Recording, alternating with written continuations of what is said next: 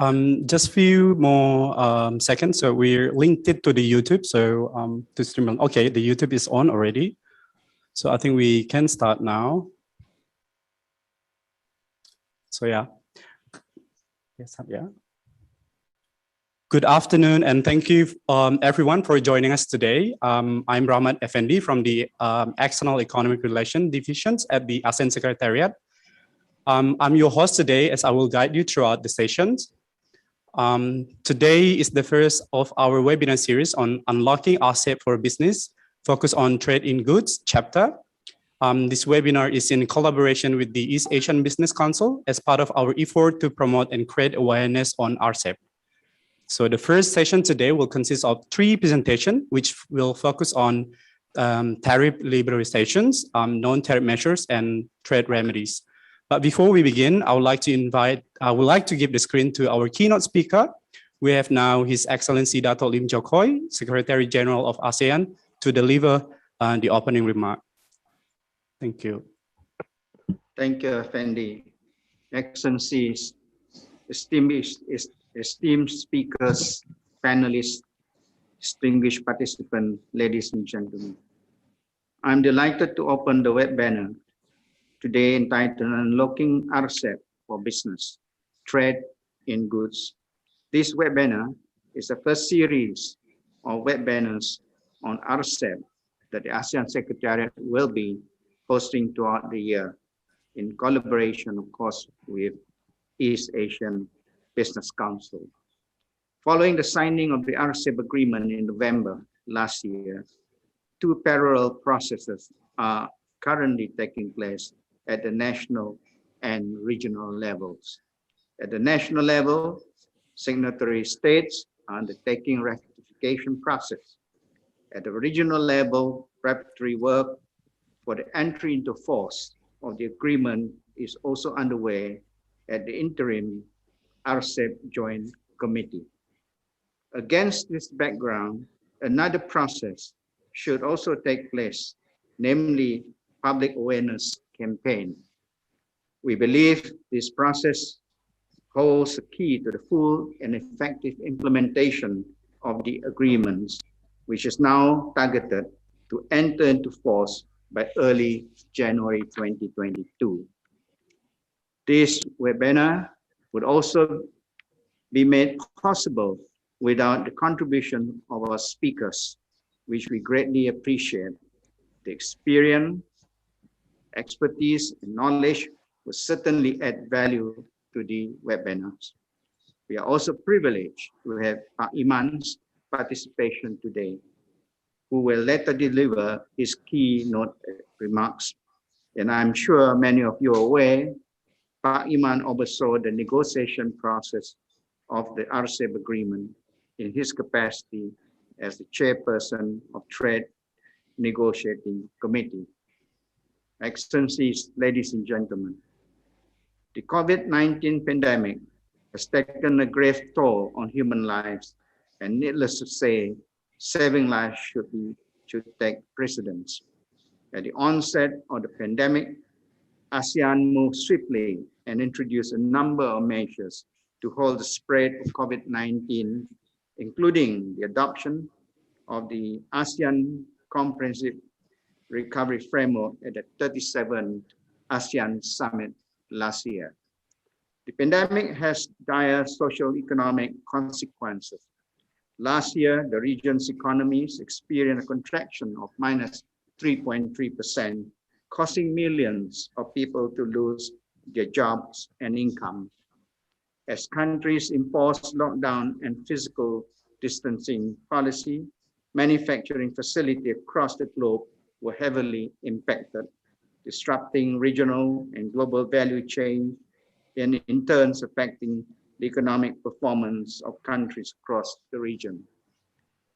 ASEAN was not immune to this phenomenon, and saw its trade decline by 5.5% in 2020 in comparison to the previous years. Against this background, RCEP negotiation countries were steadfast to see the completion of the negotiation of RCEP agreement, and the negotiation process was continued through virtual means. The negotiators system for fruits when the agreement was signed by the RCEP minister in November last year. And now we are confident that the timely entry into force of the RCEP agreement will certainly contribute to the post-pandemic social economic recovery. But for the RCEP agreement to serve this purpose, we will need to ensure a high degree of implementation by RCEP signatory states and utilization of RCEP agreement by businesses in the region. To this end, we need to continuously engage our cross-sectoral stakeholders, including our business people, hence our webinar today. I hope this webinar can address some of the lingering questions that business communities in the region might still have on RCEP. Among the questions I believe this webinar should ask or seek to address are the following. First, how the RCEP agreement benefit both MSME and large multinational corporations. Secondly, how can businesses plan for the implementation of RCEP agreement? And thirdly, what are the significant differences between RCEP and the existing ASEAN +1 FTAs, particularly the rules of origin under the RCEP agreement? I'm sure that our panel discussion today will provide us with a better understanding of this issue. I therefore encourage all the participants to make full use of our speakers present today by actively asking questions, providing comments, and food for thoughts, particularly on issues surrounding trade in goods. Excellencies, ladies and gentlemen, despite the grave challenges brought about by the pandemic, ASEAN economic outlook remains resilient.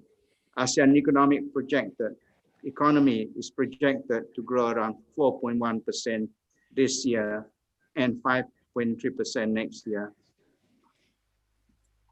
The positive economic outlook, however, is no reason for complacency. The risk of uneven growth looms around the corner, and the second wave of the pandemic has exacerbated the risk even further. Against this background, we need to mitigate such risk and ensure an equitable and inclusive economic growth that will narrow the development gap. In closing, I would like to wish you all to have a fruitful and productive discussion this afternoon. I hope that the business community in the region can benefit from this webinar and the follow-up. Thank you for your attention. Thank you, SJ Dato. Next, I would like to invite Pak Iman Pambagio, our former RCEP Trade Negotiating Committee Chair, to give his remark. Well, thank you, Rahmat, and very good afternoon to all of you. Let me first of all express my sincere appreciation for being invited to this important webinar, the first series of webinar on RCEP. Let me express my sincere thanks to the ASEAN Secretariat, Secretary General of ASEAN, His Excellency Dr. Lim Jock Hoi, Deputy Secretary General, His Excellency Sathinder Singh, my dear colleague Anna Robiner, Director of Market Integration Directorate, and her team at the Secretariat, distinguished speakers and panelists, and last but not least, the East Asia Business Council, who had provided support even since we were at the early stages of negotiating the RCEP. I will begin by saying that the conclusion of the negotiation and the signing of the RCEP agreement last year were quite timely. It took place against the following backdrops, which remains in place today. Trade tensions among major countries persist. WTO was and still is at odds. The merit of globalization and multilateral trading system were being questioned. Economic uncertainty continues as the COVID-19 global pandemic keeps on haunting countries all over the world, and combining the global situation and the worsening impact of COVID-19, significant numbers of business now looks at moving their business back to their home or to close proximity. All this requires government and business to make some adjustment and construct new strategies to cope with the new reality. Hence, the importance of RCEP in addition to its initial objective of consolidating the existing ASEAN Plus One FTAs. The RCEP agreements opens up a prospect for market expansion and employment generation, and offers more opportunity for business to reap the benefit from the 15 RCEP economies in the next 10 years. It is considered as modern and comprehensive in a way that it goes beyond the traditional areas of goods, services, and investment. It is of high quality, going beyond the ASEAN Plus One FTA, and to some extent, in some preparation, it goes WTO Plus, and it ensures mutual benefit in view of different levels of economic development among the parties by way of the adoption of the principles of simultaneous start, differentiated timetables, spatial and differential treatment, and additional flexibility for LDCs, as well as the provision of economic and technical cooperation to ensure inclusivity and equal opportunities. It could be considered as a balanced agreement in terms of commitments, roles, and disciplines, which bind parties to adhere to and accord priority to rules, transparency, and facilitation, as well as the primacy of rules and proper process, offer discretion and arbitrary decision-making process. And in terms of trade in goods, TIG, the agreement standardizes rules of origin, facilitates custom procedures, and will eventually eliminate tariffs on around 90% of covered products. It also provides de facto FTA between countries that previously did not have any FTA relation between them. I'm talking about China and Japan, Japan and Korea, and New Zealand and Japan. They didn't have any FTA relation before the RCEP. So this would significantly enhance the operation of production networks and supply chains in the region. And once implemented, parties may enjoy the spillover effects from other FTAs, to which some RCEP countries are parties to such FTAs, thus opening more opportunities to play a bigger role in the global value chains. You could peel the onion a little bit. The RCEP provides access to a large market with immediate duty-free or reduced duty market access. The agreement includes prohibition on unjustified non-tariff barriers and discretionary licensing. And parties to the agreement are bound by provision relating to transparency and facilitation of rules, regulation, and custom procedures, which include clearance of goods within 48 hours, express consignment, advance warning, pre-arrival clearance, release of goods pending post-import verification, no pre-shipment inspection requirement, and the provision of STRACAP, which stands for Standard Technical Regulation and Conformity Assessment Procedures, which should follow the international acknowledged STRACAP so as not to create unnecessary impediment designed allegedly to discourage imports. Apart from the commitment directly related to the trade in goods, as I described earlier, the RCEP also requires parties to have competition laws and regulations to address anti-competitive practices. It provides for protection on IPR that goes beyond WTO TRIPS agreement by way of, among other, committing to technological protection measures and enforcement in the digital environment, as well as appropriate criminal procedures and penalties, again, unauthorized copying of cinematographic work on a commercial scale. The RCEP promotes transparency of rules and regulation on e-commerce and acceptance of use of electronic signature and electronic authentication, while promoting increased acceptance of digital version of trade administration documents. The agreement promotes transparency on government procurement rules, procedures, and opportunity, and it includes provision for review to ensure that the RCEP agreement remains relevant and responsive to the ever-evolving regional and global development. With all the features above, which go beyond the existing ASEAN Plus One FTA, I sincerely believe that business in the RCEP region can significantly benefit from the agreement once it enters into force. Its role in expanding regional trade investment will be especially important in the context of accelerating the economic recovery from the unprecedented impact of the global pandemic we are facing now. I understand that some preparatory work is underway for the full and effective implementation of the RCEP agreement, but I hope that RCEP parties, individually and collectively, can hold regular information sessions for our business to familiarize with RCEP provision. So I wish that this first session of webinar series on RCEP could provide stakeholders with a better understanding of on what has been agreed by the 15 countries in the trade in goods part of it, and for the governments and businesses to make the necessary adjustment and preparation. So once again, thank you for the opportunity given to me, and I wish you all a productive webinar. Thank you, Excellency, colleagues, ladies and gentlemen. Thank you.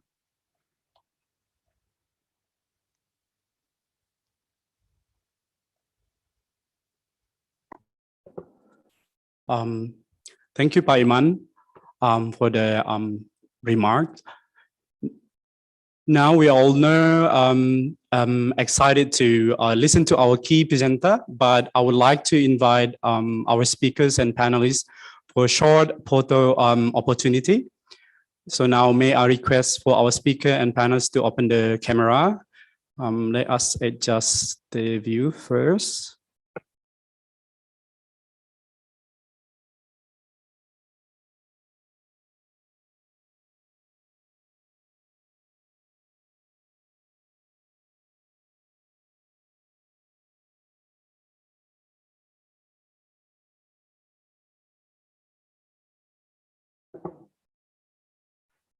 I'll be counting 1, 2, 3.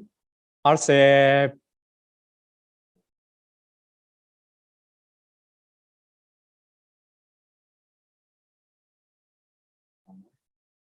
Okay. Is it okay? All right. All right. Thank you. Now, I just want to remind everyone for some house rules. So all participant camera and microphone has been disabled. But should you have any questions throughout the session, please use the Q&A box. We will be able to answer after the panel discussions. And so without further ado, may I now give the screen to Ms. Anna Robeniel, the Director of Market Integration Directorate of the ASEAN Secretariat, to walk us through the overview of the trade in goods on the RCEP agreement. Take it away, Anne.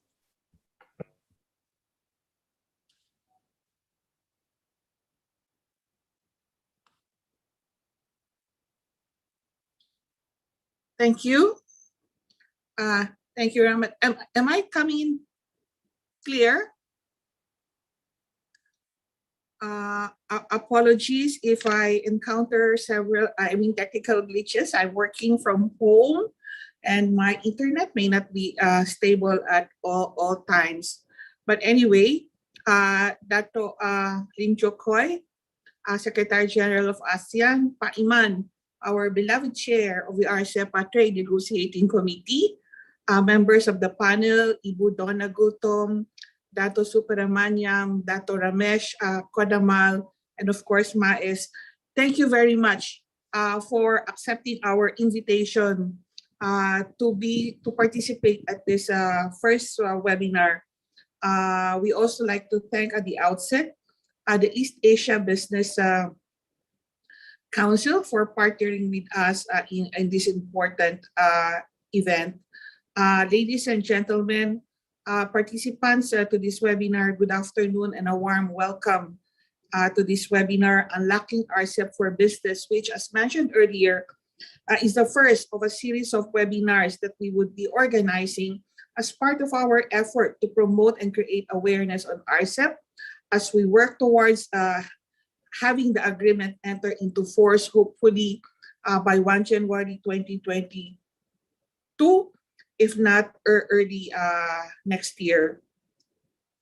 So my role for this afternoon is to actually unlock Chapter 2, or the Trade in Goods chapter of the RCEP agreement.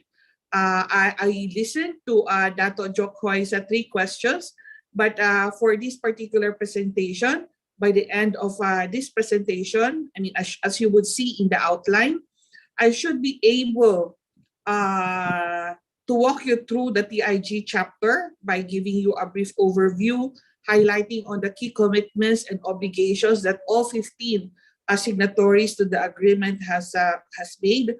I would be navigating Annex 1 of the RCEP agreement, which is basically the schedule of tariff commitments or the preferential tariff treatment in RCEP.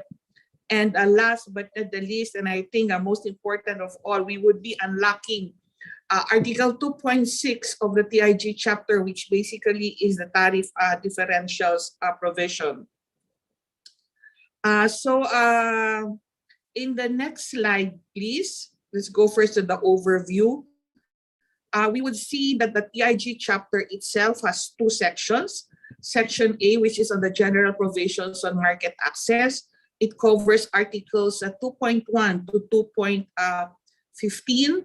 And then section B, which is non-tariff measures, which covers article 2.16 to 2.21.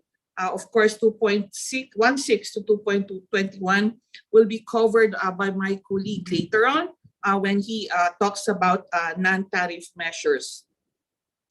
So what are, if I may go to the next slide, which are key commitments and obligations, I would really not dwell so much on what each specific articles or what the specific provisions of each articles are, because most of them are actually very straightforward. But just allow me to highlight the key commitments and obligations that the 15 signatory countries have made under RCEP. The first one is national treatment. I think most all FTAs that ASEAN entered into have national treatment provisions, which means that any good or any RCEP good from any RCEP country that enters into the territory of another ASEAN country or RCEP country should be given the same treatment as it would give to the same good that is produced domestically. So basically, no discrimination.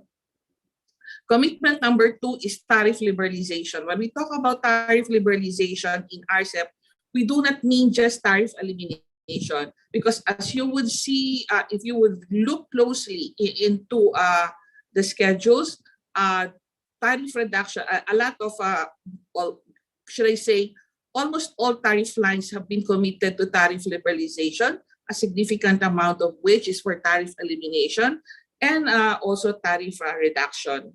Next slide, please. This one, for most of RPCs, as I mentioned earlier, except for the least developed ASEAN member states, and to a certain extent, China and Korea, more than 65%, as you would see in that gray bars, more than 65% of all goods would have their tariffs eliminated upon entry into force of the agreement. And the ultimate objective is basically to achieve tariff elimination on at least 90% of all goods by the end of the transition period that they have committed to. There are goods that are classified as sensitive, and those are the goods that are in the blue bar, I mean, the other blue bar, these goods will be the ones that would be subject to some form of tariff liberalization, mostly in the form of tariff reduction. And those in the green bar, a very tiny percentage of all tariff lines, are those that have not been committed to any tariff liberalization. Now, the next slide would actually compare the level of tariff liberalization, elimination, if I may say, compared to in RCEP compared to the ASEAN +1 FTAs. Of course, we all know that the ANZ FTA still has the highest degree of a tariff elimination among the ASEAN +1 FTAs, followed by ASEAN China, ASEAN Japan, and ASEAN Korea are almost of the same level. India has the lowest, which is 80%, and RCEP, we are covering only 92%, at least at the first instance. And I guess when we listen to this presentation, we would know why it's only 92% and not even as high as what we have given or what we have in ASEAN, Australia, New Zealand FTA. So going back to the key commitments and obligations, we have commitment number 3 is basically on the next slide, please, Matt, is a commitment to eliminate agricultural export subsidies in line with the Ministerial Declaration of December 19, 2015. If you look at the other ASEAN Plus 1 FTAs, I think it's only RCEP where it is clearly provided for, I mean, in terms of the elimination of agricultural export subsidies, only RCEP has this one. Of course, we also have a commitment not to adopt or maintain any NTM on the importation and even exportation of goods except when allowed under the WTO or in accordance with your WTO rights and obligation. There is also the general elimination of quantitative restriction. That means import-export prohibition, quotas, only in accordance with the WTO rights and obligations would they be allowed. And number 6 would be the transparency in the application of import licensing procedures. Commitments 4, 5, and 6 will be discussed in that session covering NTMs. So I will not dwell too much on that as well. Now let me bring you, I will not also go into why or how RCEP, next slide please, Matt, would benefit production networks and supply chains in the region, because a lot of it has already been written. A lot has been written about it and readily available if we just Google it. But I would be remiss in this presentation if I do not particularly highlight one of the most significant outcomes of the RCEP negotiations. The slide you see before you actually shows the FTAs between RCEP signatory countries. And you would note that almost all of them are connected, except for CJK, or as we fondly call China, Japan, and Korea. So in fact, our RCEP created a de facto trilateral free trade arrangement or agreement between China, Japan, and Korea. And in this trilateral arrangement, South Korea and Japan will progressively eliminate tariffs on some 83% of goods that they trade with each other. China, on the other hand, will remove tariffs on some 86% of goods coming from Japan. Considering that RCEP is the first trilateral arrangement among these 3 Northeast Asian countries, the level of tariff liberalization could be considered as high enough or fairly decent and bodes well for the regional supply chain, particularly in industries such as the automotive and the electronic industries. Let me now go to the crux of this presentation, which is basically navigating Annex 1 of the RCEP agreement. Because as I mentioned earlier, Articles 2.1 to 2.21 of the RCEP agreement are in most respects straightforward and self-explanatory. But the biggest challenge when it comes to RCEP trade in goods is really understanding Annex 1, which contains the tariff commitments made by each signatory state. But let me first start with how signatory states schedule their tariff commitments. But before going into the nitty-gritty of those commitments, let me mention this. The tariff reduction schedules in RCEP were developed and negotiated based on HS 2012. HS means Harmonized Tariff Nomenclature.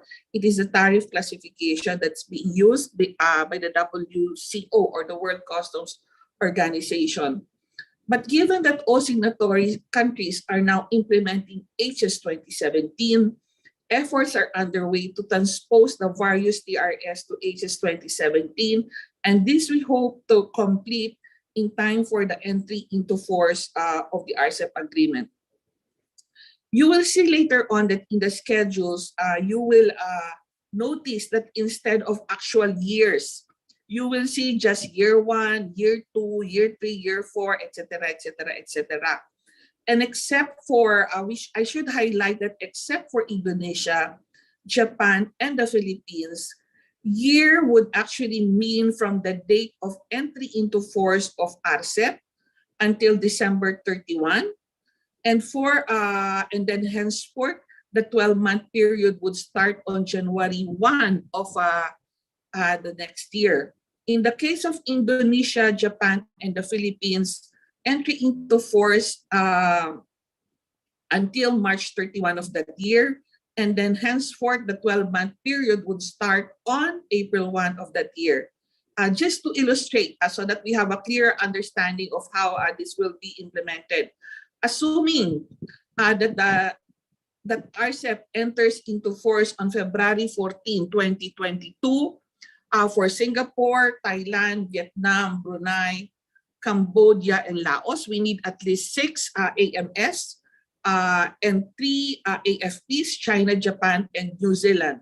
So these 6 or 9 countries have completed the ratification process and has notified the depositary, which is the ASEAN Secretariat.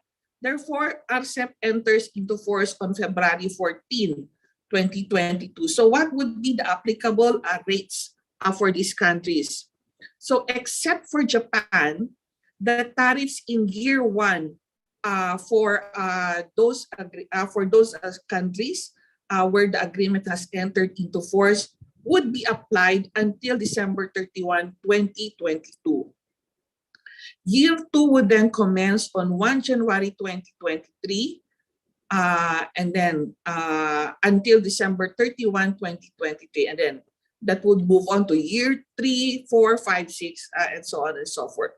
For Japan, year 1 would be applied until March 31, 2022.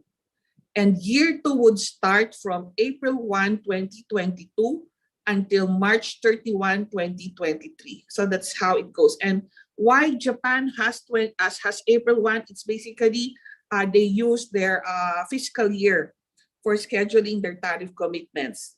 Now, for those countries where the agreement has not entered into force, for instance, in the case of assuming that Malaysia, RCEP enters into force for Malaysia on August 7, 2023, that means that the rates appearing in Malaysia's year 2 column in its TRS would be applied until January 31, 2023, and then year 3 would start from 1 January 2024.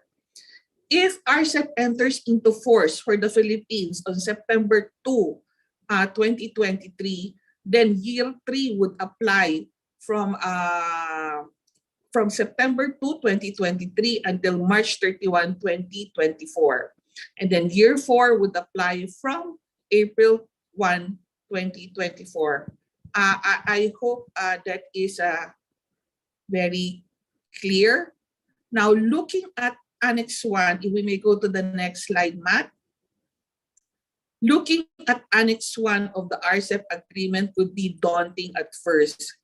And this is basically because the schedule of tariff commitments in the ASEAN +1 FTAs, where parties only have one single schedule that is applicable to all the other countries, or what we call a common concession, that is not what happened in RCEP. RCEP allowed for multiple schedules because we cannot overemphasize enough the divergence in the development or the levels of development of the countries that participated in the negotiations, which actually translated into different national interests, different sensitivities, different trading partners vis-a-vis each other. And because of this, tariff commitments had to be differentiated as well and could not be avoided. And this has resulted to 4 different approaches to scheduling tariff commitments. So as you would see on the screen, there are 7 countries or 7 signatories who have only one tariff reduction schedule that is applicable to all parties: Australia, Brunei, Cambodia, Laos, Malaysia, New Zealand, and Myanmar. Now, Vietnam, Indonesia, Korea, and China have separate tariff schedules for each of the parties. Singapore, because it has committed to bind 100% of its tariffs, which currently have MFN 0 upon entry into force, you would not see in Annex 1 a tariff reduction schedule for Singapore. As for the other remaining countries, if we will go to the next slide, Thailand and Japan, sorry if the numbers are very small, that is actually a screenshot from the TRS itself. So for Thailand and Japan, they only have one single schedule. But the differentiated tariff treatment, you would see in that last column, in the remarks column, you will see what are the corresponding tariff commitment that they have made to the countries that are reflected in the column. In the case of the Philippines, if we go to the next slide, the Philippines has one schedule, but it has a separate section for tariff differentials. That's why if you would look at the remarks column at the last, you would be referred to that section where a corresponding tariff commitment has been made to that particular country reflected in that last column. So clear so far? So my next slide would actually show the steps to availing the preferential tariff treatment in RCEP. What you have to do in order to avail of the preferential tariff treatment in RCEP. Step one is basically to determine the tariff classification of a good. And as we all know, any good entering a customs territory has a tariff classification.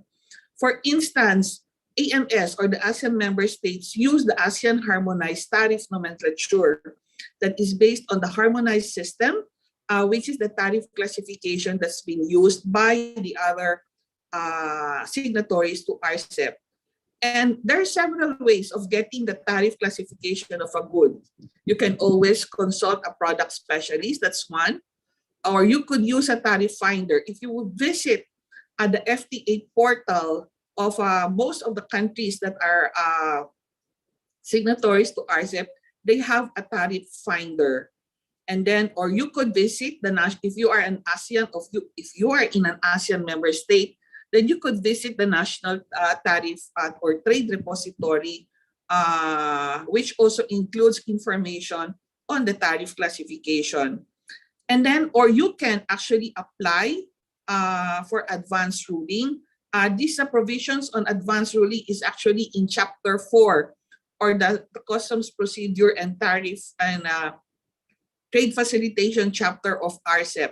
But there is such a thing as advanced ruling for trade facilitation, advanced ruling on trade tariff classification, and you could visit your designated government authority who can actually provide for or give an advanced ruling on the classification of the product you are trading. The next step is to check if the good is eligible for preferential tariff treatment. And this one you have to refer to Annex 1, or the schedules of tariff commitment of the RCEP agreement. Once you determine that your good is eligible for preferential tariff treatment, then you can secure the necessary documentary requirements, which is either the certificate of origin and the declaration of origin. Actually, securing this necessary documentary requirements would be discussed in detail at the next webinar on unlocking RCEP for business. So to further illustrate on how to avail of the preferential tariff treatment, let me use a hypothetical illustration. Next slide, please, Matt. Let me introduce you to Pedro. Pedro is a rattan furniture maker in Surabaya, Indonesia. He sources his rattan cane from China and Cambodia, and he exports his finished product, which is rattan chairs, to Japan, Australia, and Thailand. So what should Pedro do to avail of the preferential tariff treatment in RCEP? Here, allow me to mention or to clarify that here the assumption is that all the goods that's mentioned in this hypothetical example are already originating goods and therefore eligible for preferential tariff treatment. But how will Pedro avail of that? As I mentioned earlier, the first step that Pedro has to do is to get the tariff classification of his goods. So what Pedro did was to check Indonesia's National Trade Repository, where he finds out that the tariff classification for rattan chairs is AHTN 940381, and for the cane, for the rattan canes that he uses plating materials, it's AHTN 140120.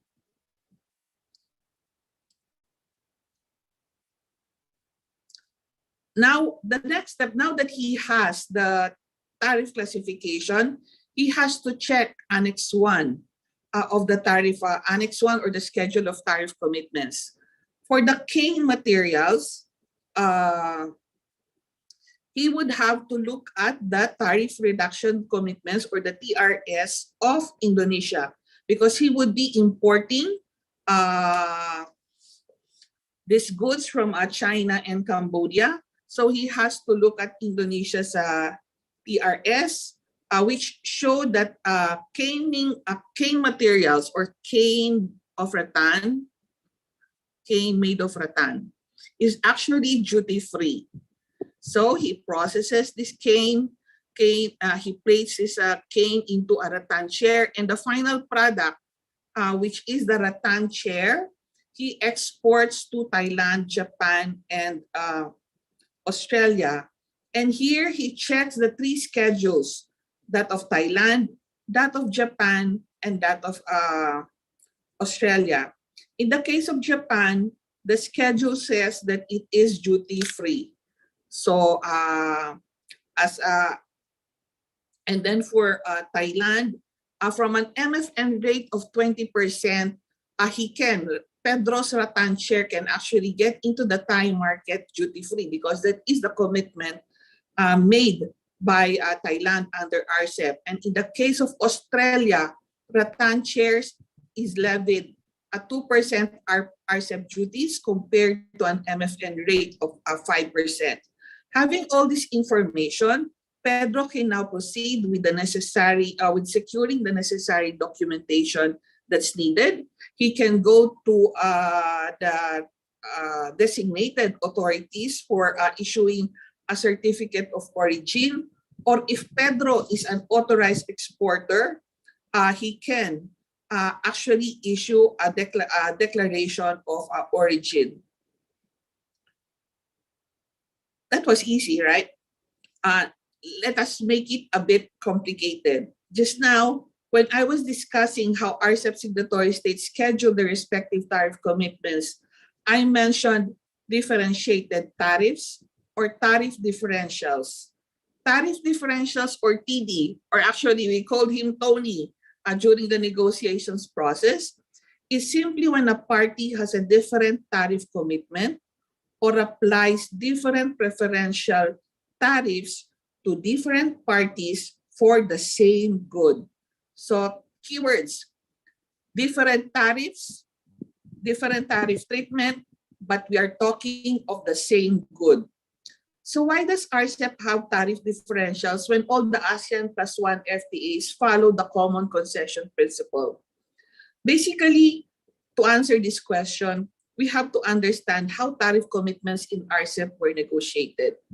In the ASEAN +1 FTAs, AMS technically negotiated with only one potential FTA partner, as among them, they already have AFTA, or the FTAs the FTA in ASEAN, and trading among the 10 AMS are already duty-free, as more than 99% of goods traded in the region are already duty-free.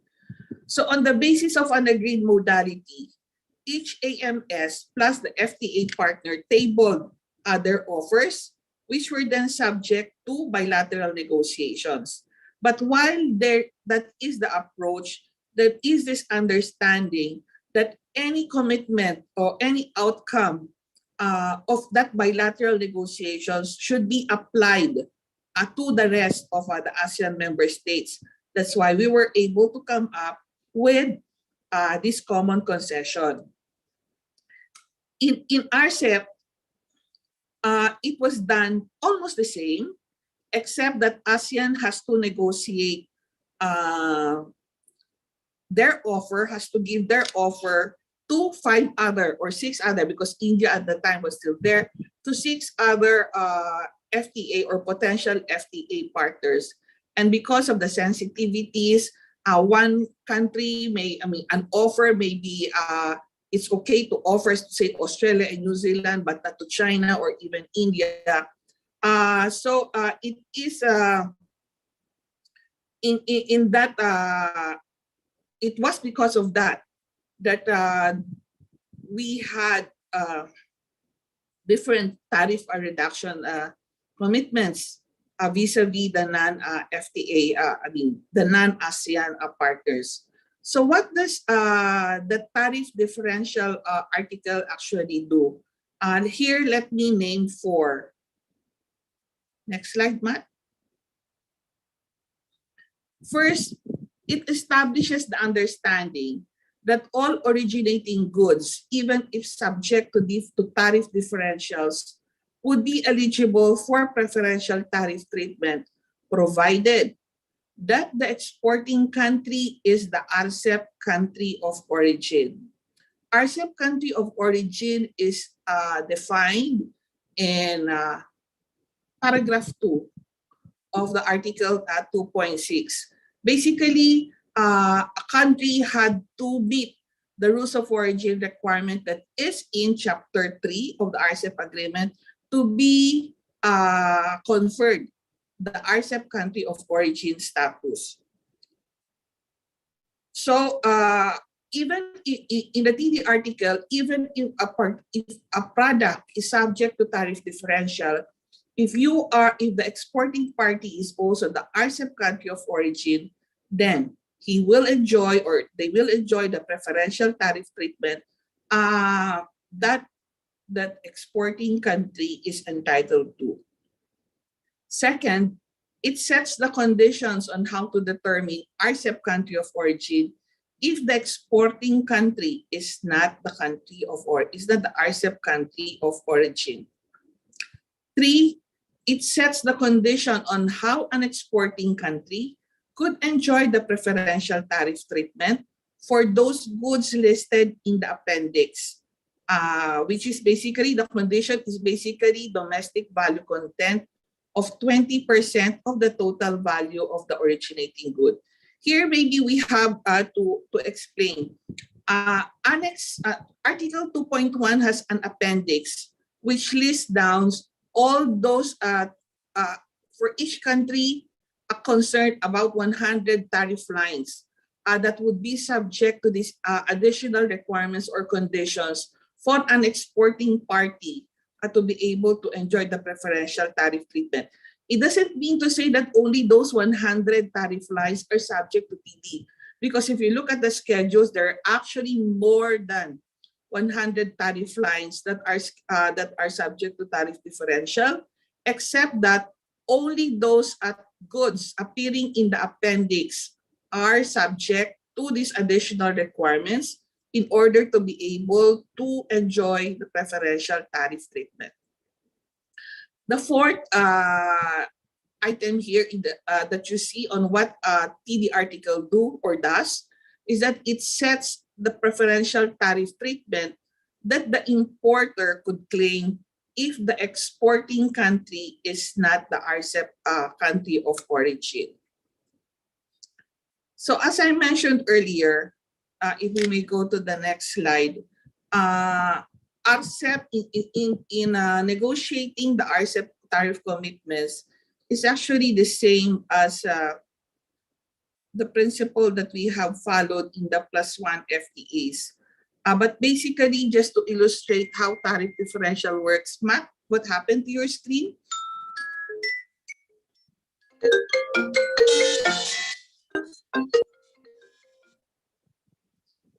sorry about that.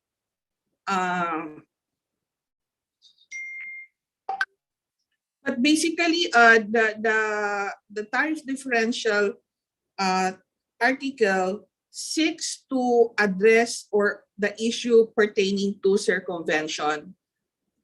If you would look at that, this slide, for instance, let me refer to as an example to cotton blouses, short blouses, open shirts, and similar shirts. That Japan has a different tariff treatment. So in the case of, except for China and Korea, we all know they have a separate arrangement with Japan and with China and Korea. The commitment of Japan is duty-free from entry into force of the agreement. With regard to China, however, the zero duty would only be applied from year 16. And for Korea, the commitment of Japan did not make any tariff commitment at all for this particular item with regard to Korea. So circumvention occurs when, for instance, there is this Korean or this Japanese importer who wants to enjoy preferential tariff treatment even if his good is coming from Korea. So because Korea cannot enter the Japanese market at a duty-free, it would pass through the Philippines and go to Japan because the Philippines can enjoy or enjoys duty-free treatment for that commodity. So that is what we call circumvention. Let us not confuse this with direct consignment because they are totally different concepts. Circumvention is basically trying to go to a market, passing through another country in order to make or in order to avail of a more preferential market access treatment. So to illustrate, probably this is getting to be confusing, but allow me to elaborate by having yet another hypothetical illustration on how tariff differential in RCEP works. Now let's have Pablo, a footwear exporter in Marikina, which is in the Philippines, who exports leather footwear to Japan. Pablo's footwear is classified under HS 6403.59119 or other footwear with outer soles of rubber, plastics, leather, or composition leather, and uppers of leather. For this particular commodity, Japan's commitment for this tariff line is unbound for Korea, while for ASEAN, Australia, and New Zealand, the commitment is duty-free from year 21. Now, the tariff line, this particular tariff line is included in that 100 tariff lines that Japan has in its appendix for tariff differentials. So, will the footwear exported by Pablo to Japan enjoy the preferential tariff treatment that Japan should apply for eligible footwear when the Philippines is the exporting country? Now, the answer would be, if the Philippines, as the exporting country, is also the RCEP country of origin, then that footwear exported by Pablo will enjoy duty-free treatment. If the Philippines is not the RCEP country of origin, Pablo's footwear could still enjoy preferential tariff treatment, but Pablo has to meet the conditions set forth in the appendix. That means he has to prove that 20% of the total value of the footwear he was able to contribute a domestic value content of at least 20% of the total value of the footwear. If Pablo is not able to meet the 20% domestic value content, then the RCEP country of origin will be that country that contributed the highest value of originating materials used in the manufacture of that footwear. Therefore, the preferential tariff treatment will be the rate that is applicable to that country. Next slide, please. So if the exporting country, this particular slide would show what would be the preferential rate that the importing country would apply to the same originating good. So here, maybe Pablo doesn't want to go through the nitty-gritty of finding out, the documentation requirements to actually claim a preferential tariff duty. So the importer, he would ask the importer from Japan to just make a claim that in accordance with this TD article. So if the exporting country is not the RCEP country of origin, and the importer is not able to determine the RCEP country of origin, then the importer himself can make a claim for either the highest preferential rate of the importing country, that the importing country applies to the same good from any country that contributed the highest originating material to the production of that good. Or he can make a claim for the highest preferential rate that the importing country applies to that same originating good from any of the parties. So assuming that this particular good, it is subject to tariff differential, and for instance, say the highest preferential tariff is given to Malaysia for that same commodity, then that importer, the Japanese importer, can use that as the highest, as the preferential rate for the footwear that he is importing from the Philippines. Next slide, please. So essentially, the TD article is an effective deterrent to possible circumvention. Why do we say that?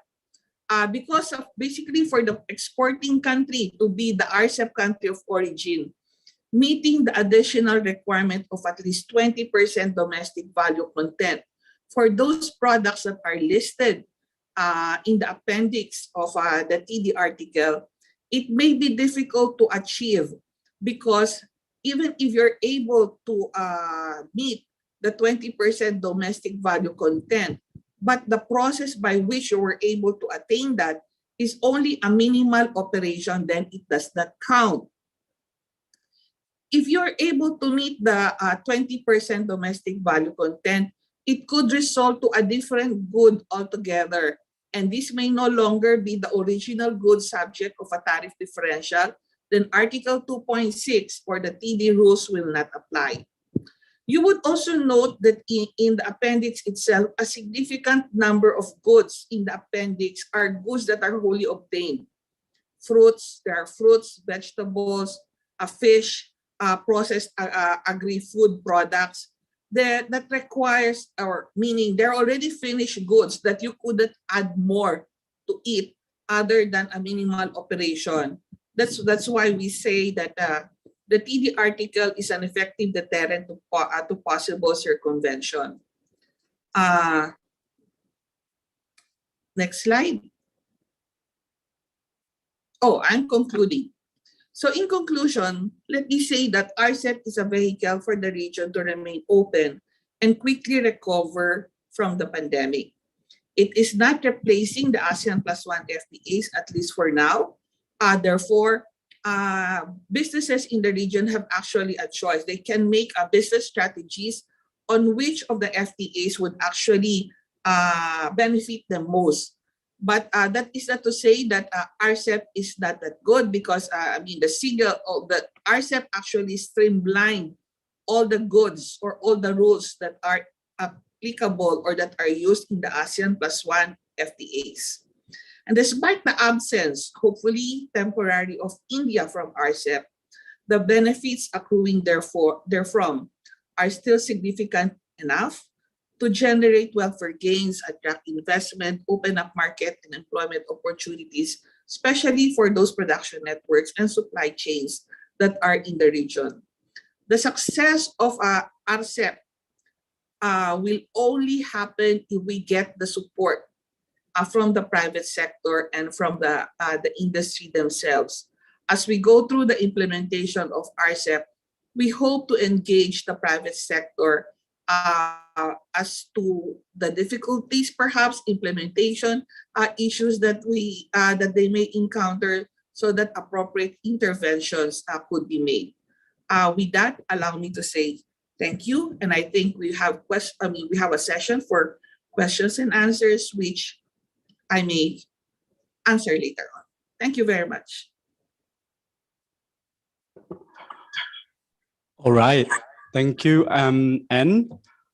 So for the next speaker, we have Mr. Brasuka Gumilang Sujana, the Head of External Economic Relations Division at the ASEAN Secretariat. Mas Brafa will talk about the non-tariff measures under RCEP agreement. You may have the screen, Mas Brafa. Thank you, Fendi. And also, I want to thank the SG Dato for opening the event, and Pak Iman also for giving the opening statement. Coming after Anne and Pak Iman is always a tough act, because they were involved quite closely with RCEP negotiations from the beginning until the end. Whereas I was privileged enough to help backstop a small part of it, which is customs procedures chapter, for 2 years until it was concluded, at least until the negotiations were concluded. And then I went off to the private sector in the consulting role, where I did help with some businesses in terms of, well, looking into NTM's non-tariff measures that they face in importation to Indonesia in particular. So I won't take too much of your time. I think we have very limited time before we want to hear more from our panelists. But I'm going to start first with, I guess, with a story of, well, similar to what Anne has shown with Pablo, and this time it's with an apple. And so just to illustrate a couple of points in terms of why non-tariff measures could be used for beneficial purposes, for valid reasons, but also sometimes it cuts the other way for something more politically expedient, but probably less helpful for business. So as it happens, if you were to import, this apple comes from a non-RCEP country, by the way. If you were to import an apple, you would have to basically go through both documentary processes and physical inspection. So if I just want to take example of Indonesia, because this is where I'm based. So to clear the apple imports, you would need to have a phytosanitary certificate from the exporting country. You would need what is called a prior notice on fresh food and certificate of analysis. And there could be also other, of course, import requirements, import certificates, registration, not to mention perhaps some requirements from the exporting countries, maybe something like fumigation and chemical content of the pesticides. I don't take my word for it. I'm not an expert on apples, but this is and so it happens that actually several years back there was first of all, there was something along the lines of like bacterial infection in this particular type of apple in the exporting country. So there was I don't think there was any additional requirement that, but before it could be exported, the apples need to go through additional checks, basically make sure that the apple exported are safe for you. So that's I guess one example where non-tariff measures are actually used for a valid reason. I don't want my apple to be contaminated with bacterial infection, but also several years back, there were also a dispute at the WTO because there were some import restrictions, basically limiting the volume of exports, not only for apples, but for a number of agricultural products. And so it became a dispute because it unnecessarily agricultural products. And that's, I guess, the case, just to show to you that there are also non-tariff measures that are issued for political expediency, but perhaps less helpful for businesses. So I just want to use that example to show you the varied range of what we call non-tariff measures. And if you're not familiar with the term of non-tariff measures, it's basically regulations, laws, procedures on a number of sectors, basically on everything under the sun, except for tariffs, which is what Anne has covered. So non-tariff measures cover not only goods, but also services and investment. But for the purposes of this session, we're only talking about those under trade in goods. Can we go to the next slide? Yeah, so I'm just gonna stick to this summary slide for now. So there are 4 types of NTMs under the trade in goods chapters, the relevant chapters in RCEP, and has alluded to the import licensing procedures under the trade in goods chapter itself, chapter 2. And then there are also customs procedures and trade facilitation chapter dealing with customs procedures. And then there are different chapters on sanitary and phytosanitary measures. Basically, those are for food and fruits, vegetables, meat, this kind of produce. And then there's a subchapter on what we call standards, technical regulations, and conformity assessment procedures, which cover what is essentially manufactured products, but also things like cosmetics, medical devices, traditional medicine, that kind of products. And so, why are we talking about NTMs? I mean, tariffs is obviously quite important for your products when you're importing and exporting. But apart from tariffs, NTMs are also becoming more important because, first of all, they do serve legitimate reasons, like I mentioned, for health and safety reasons, security also, but they could be costly. One estimate shows that it accounts for 1.6% of GDP on average. Is that high or low? Economists would say it's 1.6% of GDP, right? They hide behind the numbers. But it's also been estimated to cost double that of tariffs itself. So I think, I don't have the numbers here, but if I could show you the numbers, I think the tariffs impact on business has been decreasing, but non-tariff measures have actually been increasing for the past decade or so. And out of those non-tariff measures in goods, SPS and TBT actually account for a big portion of non-tariff measures. Just out of all the categories under trade in goods, they comprise between 82% to 86% for the RCEP countries. Basically, 82% is the ASEAN average, and 86% is the average for the other 5 countries. And if we run the numbers against all other categories of NTMs in services and investment, the proportion still comes to between 50 to 60% of all NTMs. So SPS and TBT are quite significant portion. They are, of course, counting sort of issues because SPS and TBT authorities are actually quite diligent in terms of notifying their regulations to the WTO. So I get this number from the WTO website.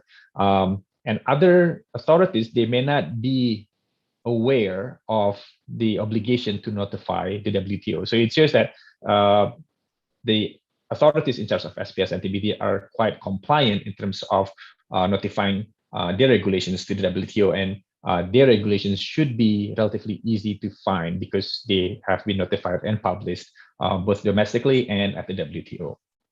Now, NTM is not, like I mentioned, they're not barriers, they're not bad in itself.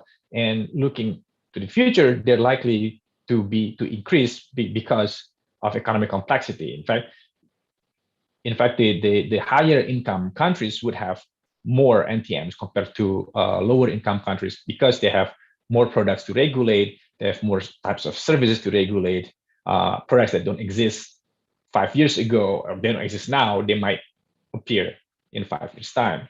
But they also may lack certain transparency. Not all agencies publish their regulations. In terms of implementation, there could be consistency issue and also predictability.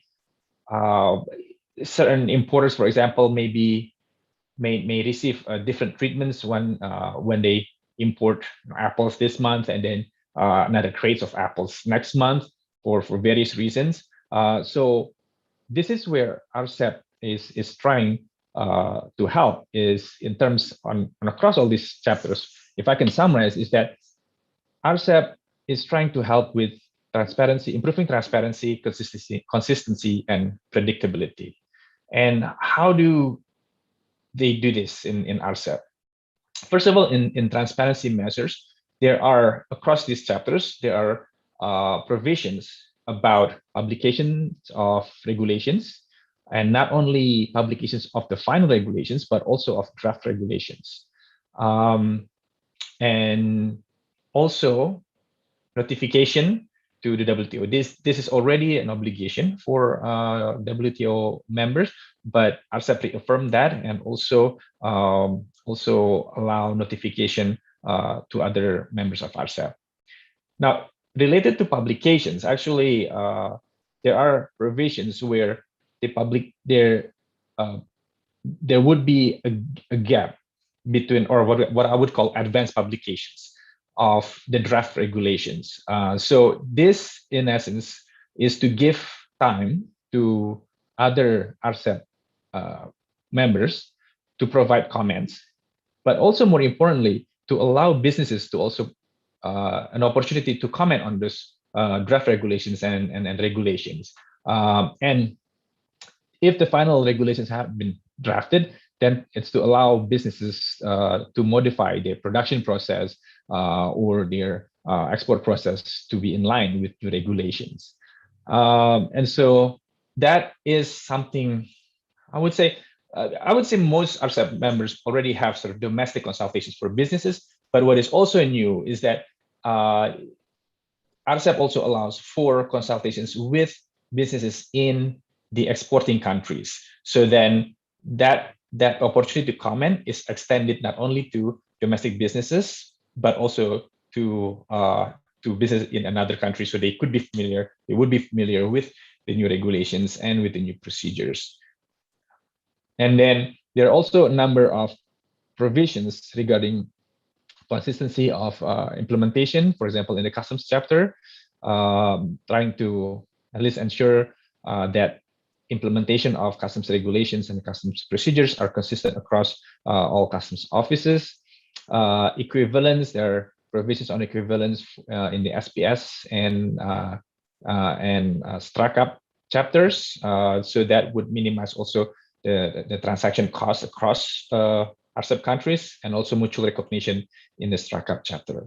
The customs procedures, which is titled Customs Procedures and Trade Facilitation chapter, also have trade facilitation measures based on the WTO Trade Facilitation Agreement. And this covers things like risk management, pre-arrival process, and as already mentioned, advanced rulings. So then you can get advanced rulings on your tariff classification, whether your tariff is the right classification, whether the customs valuation is also the correct amount before your goods arrive. And so that would also help to with the compliance and implementation of customs procedures. In all, without going into too much details of the specifics, I would say that RCEP would help, in terms of the NTM provisions, would help in reducing the information cost. I mean, there will still be compliance costs, of course, and transaction costs in terms of whether you use customs agents, customs brokers, or you use local importers somewhere versus establishing your own subsidiary, for example. So those costs will still be there, of course. But in terms of the information costs, this is what the chapters covering these NTMs will try to reduce, so that your cost of obtaining information on certain regulations becomes lower, not only because it's available publicly, but also because you have the chance to comment on the draft regulations itself. You have the opportunity to engage with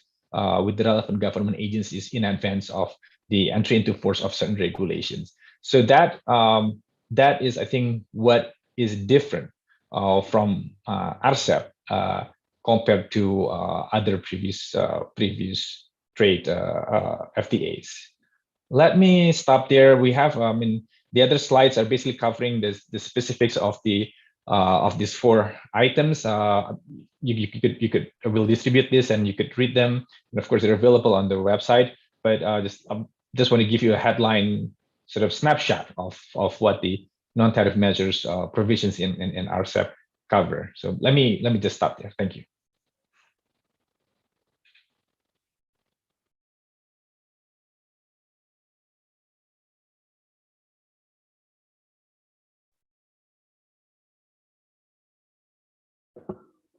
All right.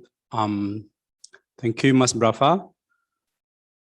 Our last presenter is Mr. Oscar Fernando, a young professional at the WTO. Oscar will provide an overview of the trade remedies under RCEP agreement. Over to you, Oscar. All right, thanks, Fendi. I'll just get my slides up. Can you see the slides now? Yes? All right. So first of all, thank you for the ASEAN Secretariat for hosting this, and also the support from the East Asian Business Council. Also, thanks for inviting me to share some of my experience or my takes on the trade remedies chapter in the RCEP agreement.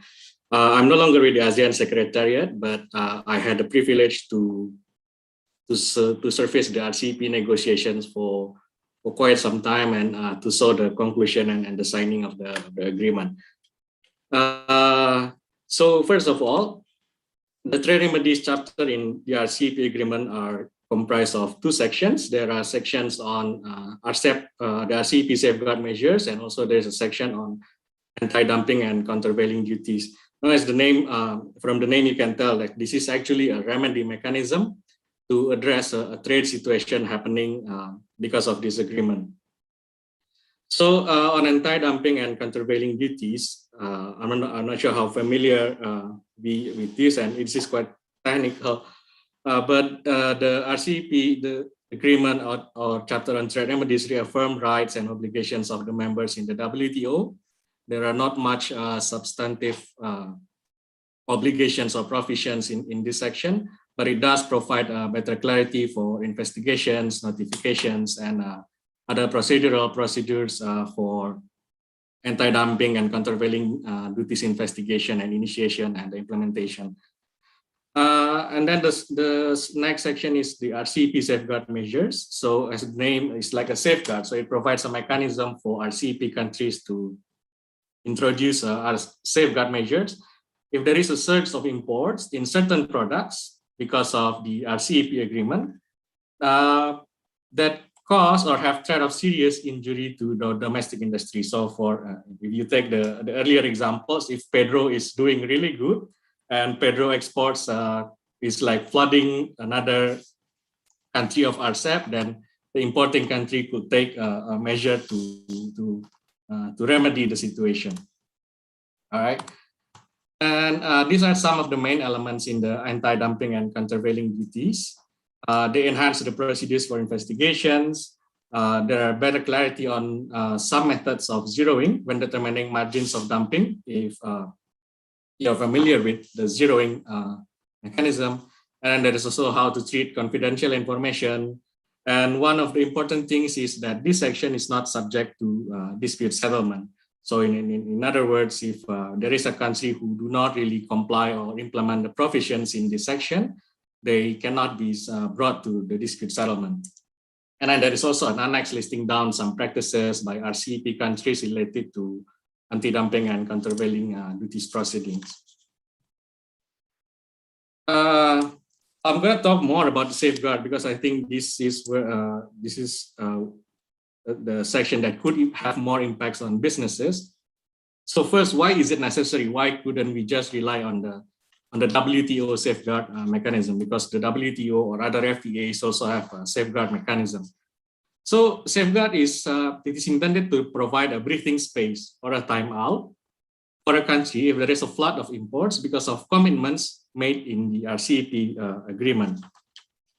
However, because like when you impose a safeguard measures, you basically cancel out the commitments that you made. There are also some rules on how to apply them to prevent authorities from arbitrarily imposing safeguard measures to cancel out the benefits of this agreement. Under the RCEP safeguard measures, what can be allowed to be imposed are suspension of further reduction. So it means that, for example, Indonesia is reducing a tariff on rice for 10 years, and then in the year 5, there is a surge of import, and Indonesia says, okay, the tariff will stay as it is for a few years, for the next few years, because we are imposing a safeguard measures. Or they can reinstate the MFN rate. So it means that they will bring back the situation of the tariff on rice to the situation where there is no RCEP, or they can bring back to the MFN rate before the entry into force of the RCEP agreement. And then one important thing is that the section on safeguard in RCEP, there is the tariff rate quotas or quantitative restrictions are not permissible. So a country cannot just impose a total ban of imports or a total ban. They said like we only want to accept imports of certain tons or certain numbers of products because we're imposing safeguard measures. So they cannot do that. They can only take tariff measures. All right. So to illustrate, in a normal trading condition, so if you see there is a WTO bound rate, this is just a hypothetical example. The WTO bound rate is like the ceiling, it's like the glass ceiling that the commitment that a country made in the WTO. And then there is the MFN applied rate, which normally lower. This is the rate that a country applied to imports of products in a normal situation where there is no FTA. And then there is the RCEP rate, which should be lower because the commitments in the RCEP is normally higher than the WTO. And then if they impose the safeguard measures, there can be two things that happens. They can increase the RCEP rate to the MFN rate on the day of the safeguard, or they can reinstate the MFN rate before the entry into force of the RCEP agreement for that country that you see on the right side of the slide. Okay. Now, these are some of the key elements of the safeguard measures. So the first is duration. So a country can only impose safeguard measures as long or as short as necessary to remedy the situation, and for an initial period of up to 3 years with a possible extension of 1 year.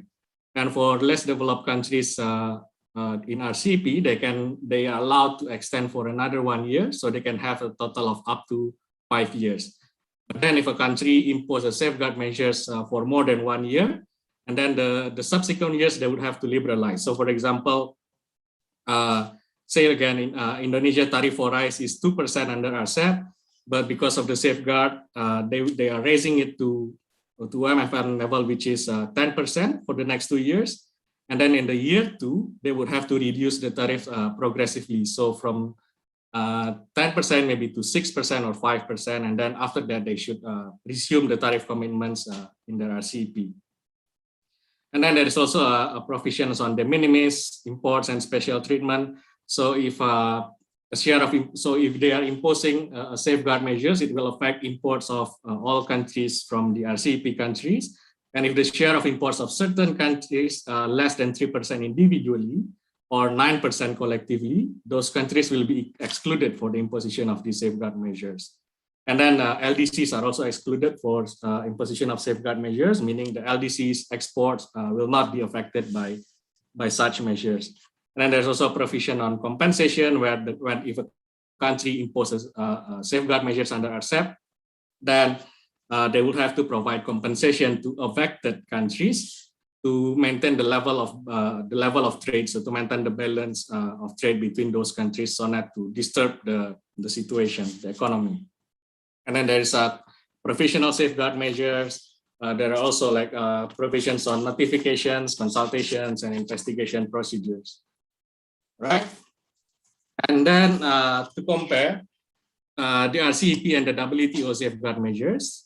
So the first is, why is it necessary, is because the reasons or the cost for imposing an RCEP safeguard measures. So if you want to impose an RCEP safeguard measures, the reason or the cost should be the commitments of this country in the RCEP agreement. While if you want to invoke the WTO safeguard measures, it should be because of the commitments of this country in the WTO. So in a way, you cannot, the country cannot invoke WTO safeguard measures to address a surge of imports or an injury to the domestic industry that happened because of the RCEP agreement, and the other way around. All right, and then the duration is different. For RCEP, it's 3+1, and then another one for LDCs, and then the WTO it's longer. And then the form of safeguard measures are also different. In RCEP, you can only use the suspension of tariff reduction or elimination, or you can go back to MFN rate. While in the WTO, there is no explicit rules on how high the tariffs can be raised when they impose safeguard measures.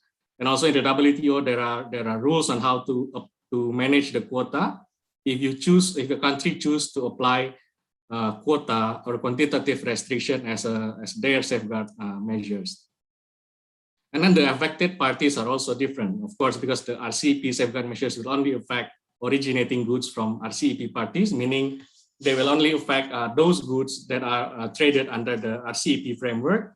While if you invoke the WTO safeguard measures, it's probably gonna affect all the WTO members.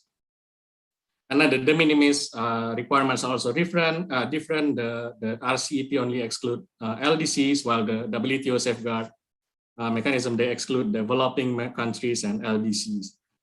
And then the period where you can use the safeguard or you can invoke the safeguard is also different.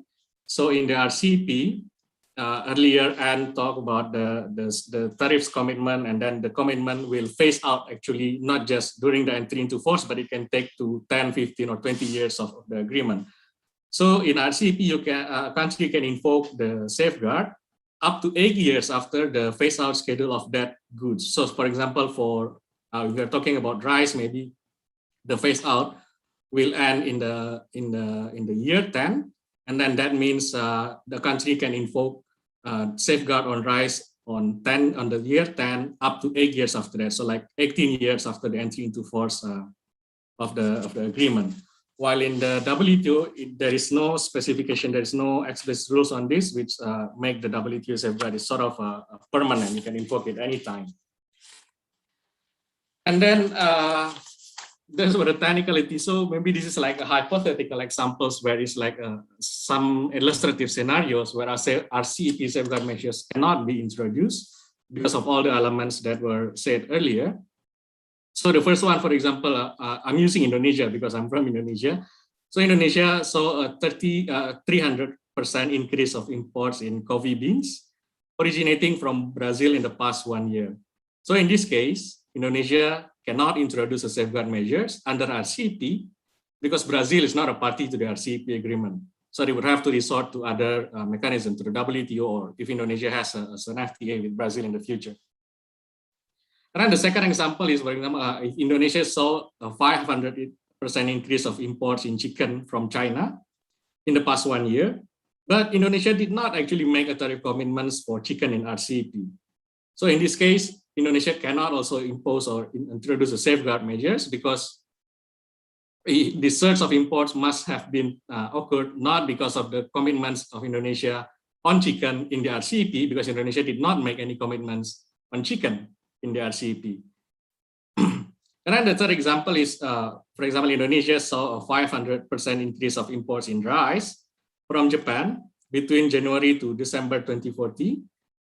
But then Indonesia's commitment for rice in RCEP agreement actually phased out for Japan in 2030. So in this case, Indonesia also cannot introduce the safeguard measures because Actually, Indonesia can only invoke safeguard measures for rice up to 8 years after the schedule is phased out. So in this case, up until 2038. So 2040 is too late now, right? And then the last example is if Indonesia saw a 300% increase of imports in semiconductor in the past 1 year, but then actually Indonesia does not have domestic semiconductor industry. So in this case also, it's difficult for Indonesia to introduce this safeguard measure under RCEP because there is no element of injury or there is no threat of serious injury because there is no domestic industry that is hurting or a situation that Indonesia needs to remedy, right? Now, another example is an illustrative scenario where RCEP safeguard measures may be or could be introduced, right? This is a hypothetical simplified examples. So for example, RCEP enters into force for Indonesia in June 2022. And then between December 2023 and December 2025, Indonesia saw an increase in the imports of rice from Thailand, Japan, and China, each more than 250% up to 550% under the RCEP agreements. So it means like these countries, the imports from these countries under the RCEP agreements are increasing significantly. And then the share of imports of other RCEP countries is less than 3% individually and less than 9% collectively. And then also Indonesia did make a tariff commitments in RCEP for rice, which is phasing out in 2030. And this thing happens, the surge of imports happened between 2023 and 2025, right? So the period falls under the phase out period of Indonesia for rice. And then Indonesia also has a relatively big rice industry. However, during the concerned period, the sale of domestic rice in Indonesia has generally declined by more than 50%. And then the stock of rice in the warehouse of some big rice farmers in Indonesia have increased by 100%. And then in this period, many small rice farmers have gone out of business because they cannot compete with the imported rice. Right?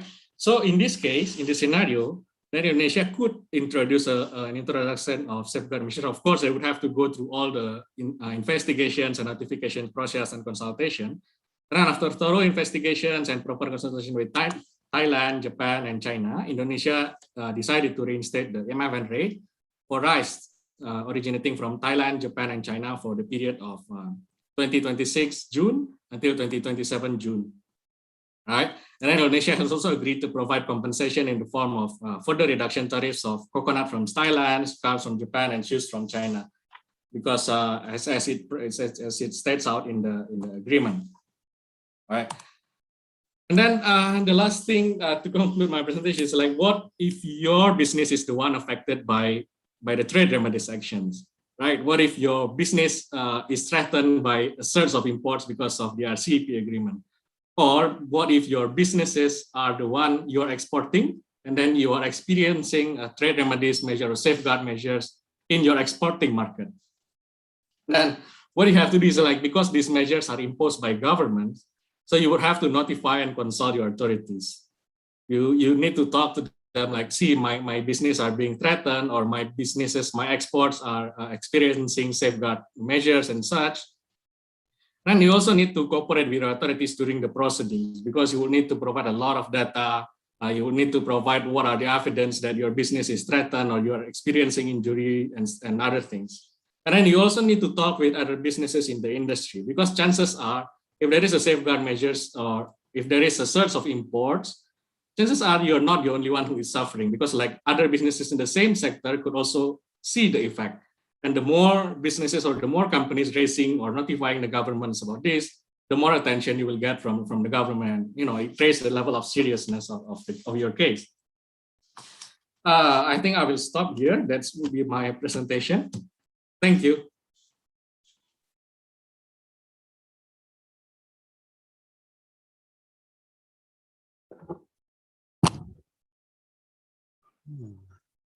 Okay. All right. So let me get. Thank you, Oscar, for the presentation.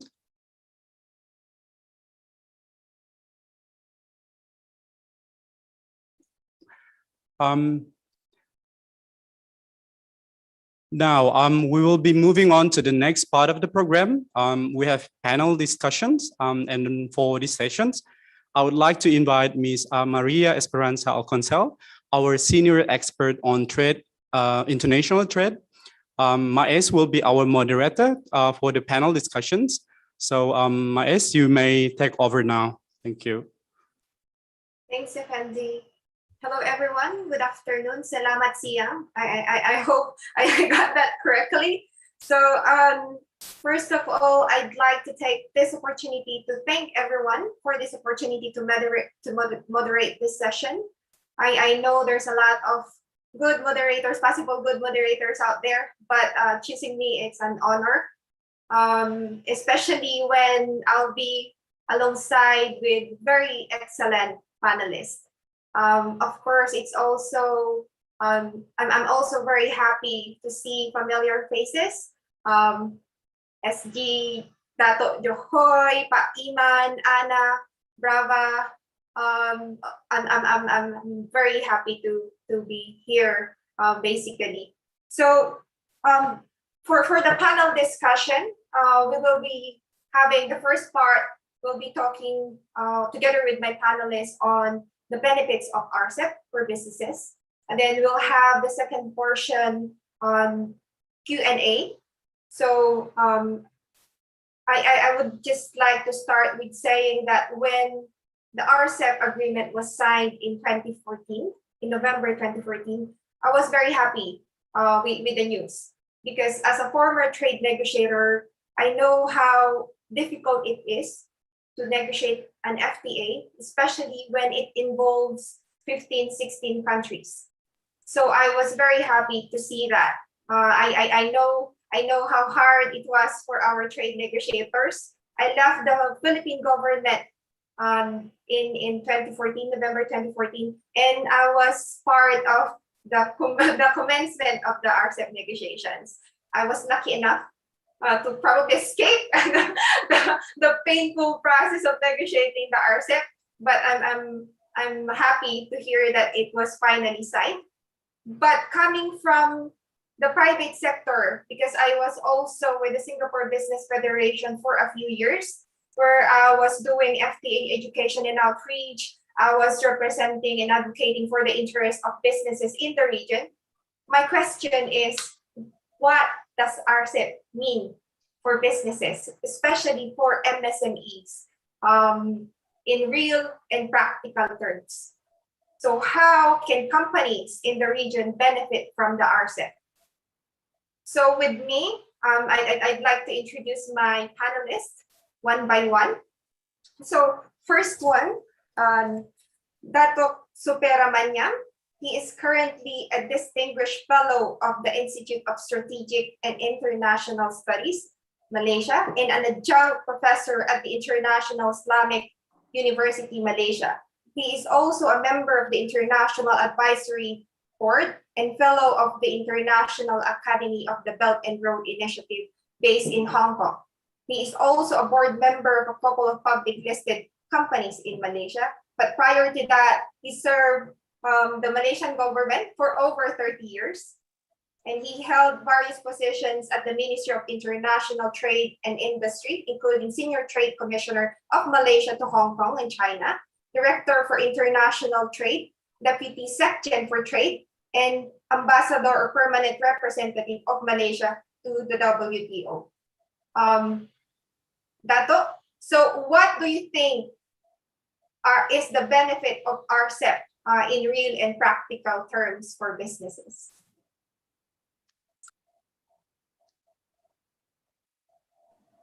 Yeah, thank you very much, Maria.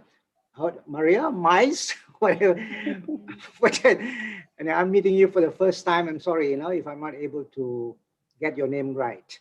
Now, I must say that, first of all, I must thank the Secretariat for inviting me to participate in this panel session. And it's good to see a couple of my old friends, from the Secretariat who are with us today, especially the Secretary General, Jok Hoy, with whom I worked for almost 15, 20 years, in various fora. Now, let me say that the three presenters, the three presenters have been very comprehensive in terms of what they have to say on tariff schedules, on trade remedies, and non-tariff measures. There's a lot of useful information that they have given. And I was thinking to myself, there's so many elements, including technicalities and so on, which I'm sure the private sector, the businesses will not be able to understand. But there's a lot of useful information. I'm wondering whether one of the takeaways or one of the deliverables of this session would be for the Secretariat to come out with a guidebook, exactly what they have said about, the tariffs. Anna has gone into very detailed aspects of it. Very good, it'll be useful. Whether the business people will read all that, that's a different story. But I think that is something that has to be done. But I want to present the focus of my presentation, as the Secretary General was trying to allude to, and as you have said, Madam Chairperson, moderator, whatever, what will be the benefits for the business community? I mean, at the end of the day, trade agreements are negotiated by trade policy officials, by governments. But the beneficiaries of trade agreements are the business people, the companies. Now, if they are not able to understand and operationalize or translate all the commitments into tangible commercial opportunities, then then the exercise of having an FTA would be an exercise in futility. So that is why I think it's very important for us to engage the business, to explain to them what it is all about. But in a nutshell, I just want to say broadly that the agreement, of course, will have a very significant impact on the economic and trade creation aspects. And the trade creation aspects are the ones that are going to appeal a lot to the business sector. Because the manufacturers, exporters, companies are only interested in trading their product. They want to know where the markets are, how it can make it easier for them to export, and so on and so forth. And what they need to know, first of all, is that under the RCEP, what are the benefits? How is it going to be meaningful to them? How are they going to benefit from it? I mean, there are four broad areas, actually. You have one, of course, improved market access for sure. And I'll talk later on some specific areas. Then, of course, you have enhanced participation in new value chains. We're already in value chains, but how we can, further enhance that. And more importantly, I think one aspect of the agreement talks about economic cooperation, and this is where I think there will also be opportunities, or to what you call increase economic, collaborative, and synergetic linkages for the private sector I'm talking about. And lastly, of course, it will strengthen the supply chains. So these are some of the main benefits. But let me now focus my rather short timing that has been given, 10 minutes, on some key areas under which I believe there are trade creating elements which will be particularly important for businesses. Now, first of all, I mean, this has been alluded to, and I talked about reduction, elimination of tariffs and all that. And this is important for businesses for sure. And we are told that about 90% of the goods will be brought down to zero over a 20-year period. Very good. And there are also duties that we have heard about schedules of tariff reduction and so on. Now, all this will have, especially the tariff reduction in particular and elimination, will have a tremendous impact on trade creation. It will reduce trade costs for sure. It will reduce product prices, and this will, of course, lead to expansion of markets. Now, we must also acknowledge that there are items in the tariff schedule which, for the moment, have been classified as sensitive products and which are subject to high duties. Now, I think it is important for these sensitive lists to be reviewed periodically. It's important because our idea is we must give we must tell the private sector that we have indeed broad coverage and that the sensitive products which are subject to relatively high duties will eventually be reduced over a period of time.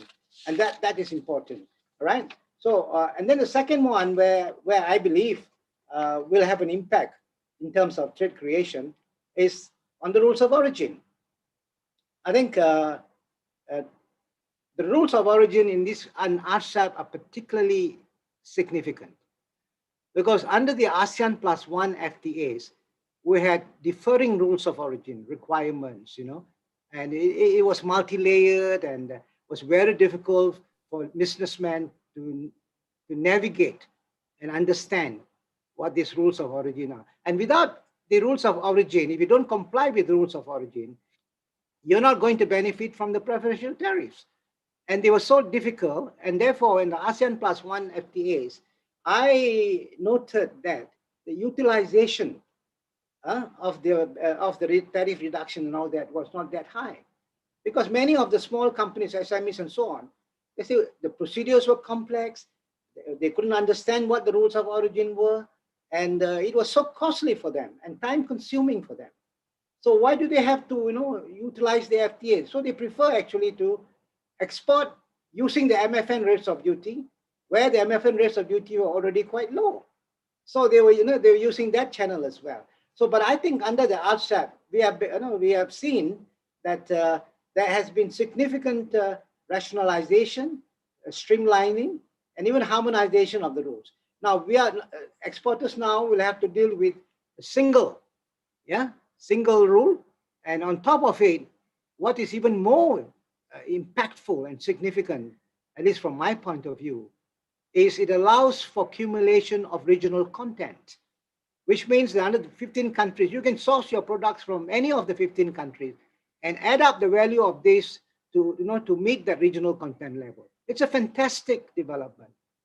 I remember we have been talking about it. In fact, I was involved with Medela from Philippines when I was we were in the group trying to set up a free trade area for ASEAN +3. Even at that time, both of us presented a paper on the need for co-equal rules or cumulation and all that. It never came up under the ASEAN +1. But we are seeing that under RCEP, and this allows, you know, the provision which allows for accumulation is going to greatly enhance trade flows, because companies can now easily ship products and source materials from RCEP participating countries. And also it will encourage greater participation of ASEAN companies in the GVCs, global value chains.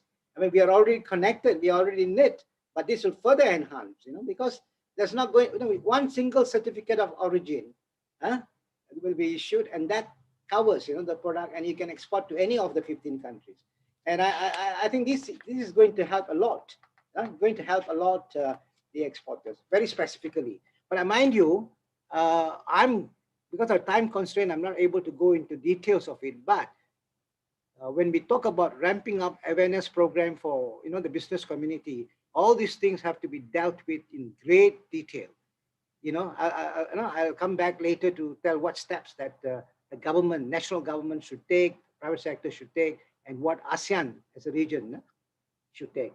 Now, the third item which I wanted to talk about, and this has been alluded to in the key speaker, one of the key speakers, NTMs, non-tariff measures. Now, NTMs such as technical requirements, they refer to technical requirements, technical sanitary and other border measures. And I said sanitary, phytosanitary measures, you know, and other border measures. All these contribute substantially to trade and compliance costs. I think the key presenter had gone into details, but for the exporters, for the manufacturers, it has created additional costs for them.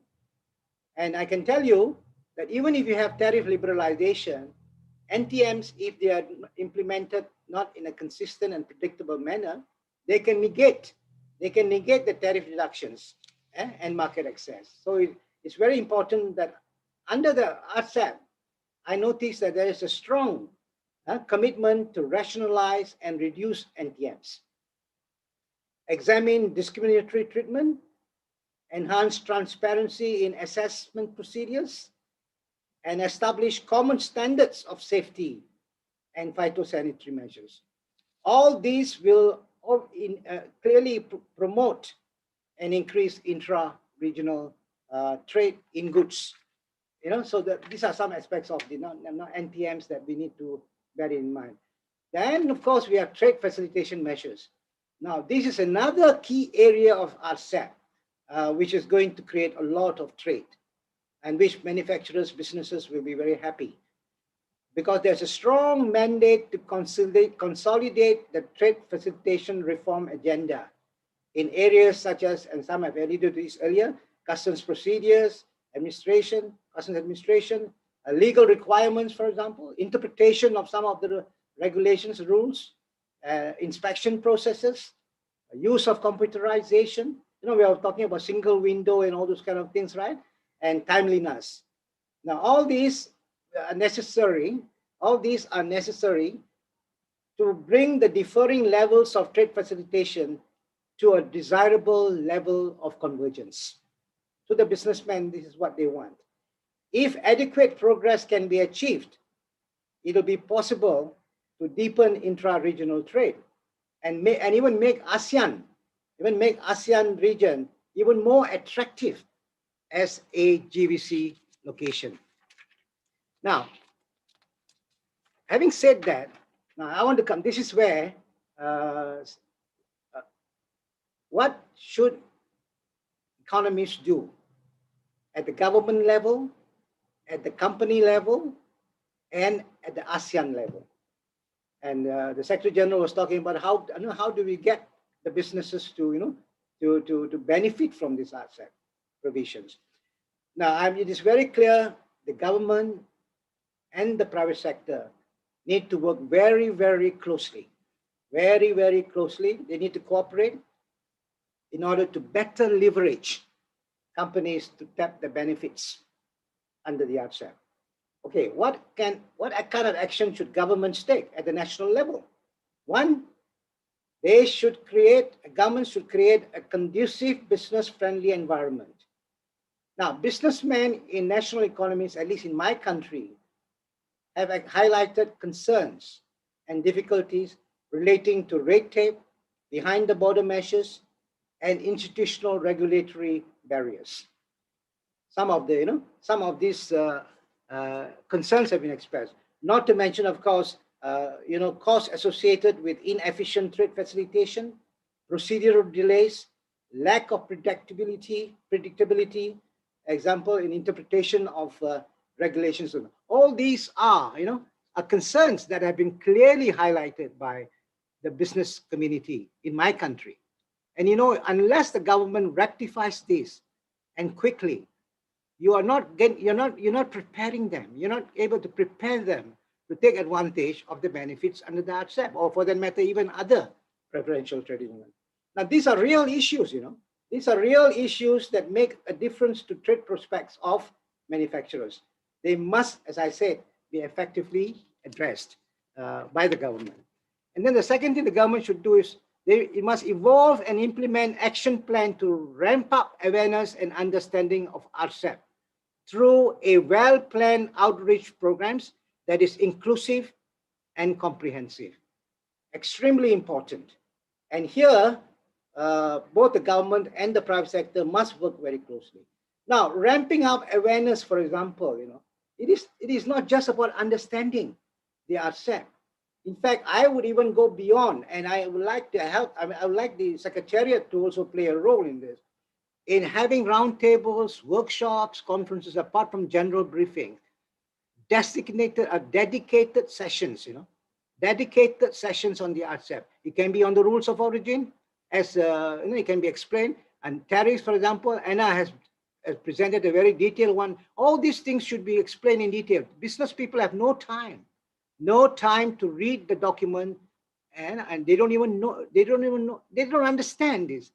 All these have to be clarified. That's why a clear understanding is required. And this, to me, the awareness program is something that we need to be very, very serious about. ASEAN can do it on region-wide basis, but also at the national economy basis, they have to do the same thing. So there should be a combination of efforts, both on ASEAN as well as national economies.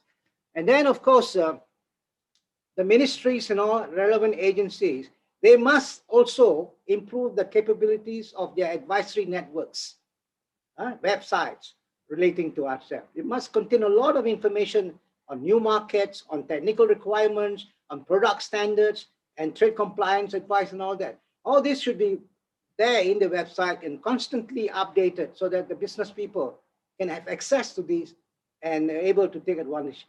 And then, of course, we talked about non-tariff measures. There are non-tariff barriers. And businesses will inevitably face a lot of non-tariff barriers, even in the RCEP countries. I was told that when RCEP was negotiated, or on the process of negotiation, about 5,000 notifications were made on non-tariff measures. So you can see. And I also know on the basis of what has happened in other agreements, NTBs seem to have increased over during the implementation period. So there must be a mechanism set up in the coordinating ministry in the national country to address NTBs, as well as trade remedial action that we talked about, that was earlier presented, to ensure ongoing trade process. So they have to be very detailed. Now, at the company level, what should they be doing?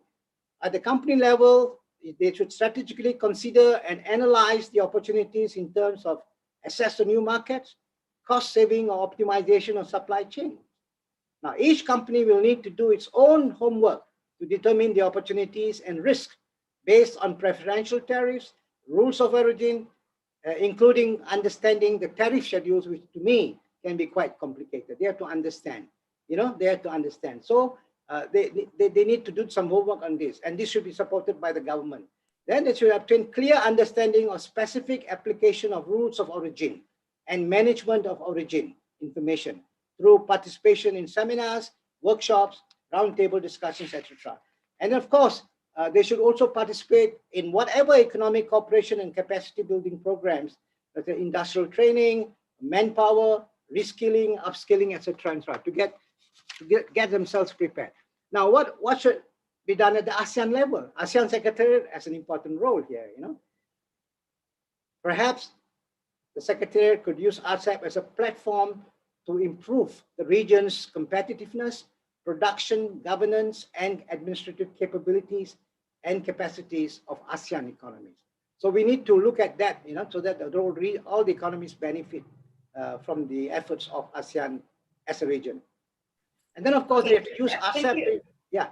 Thank you, Dato. Thank you for that very comprehensive intervention. I think I want to just conclude by saying that finally, I think the ASEAN Secretariat should look at, I don't know whether it's being discussed or agreed to, a strong, dedicated RCEP Secretariat with coordination authority and strong analytical support.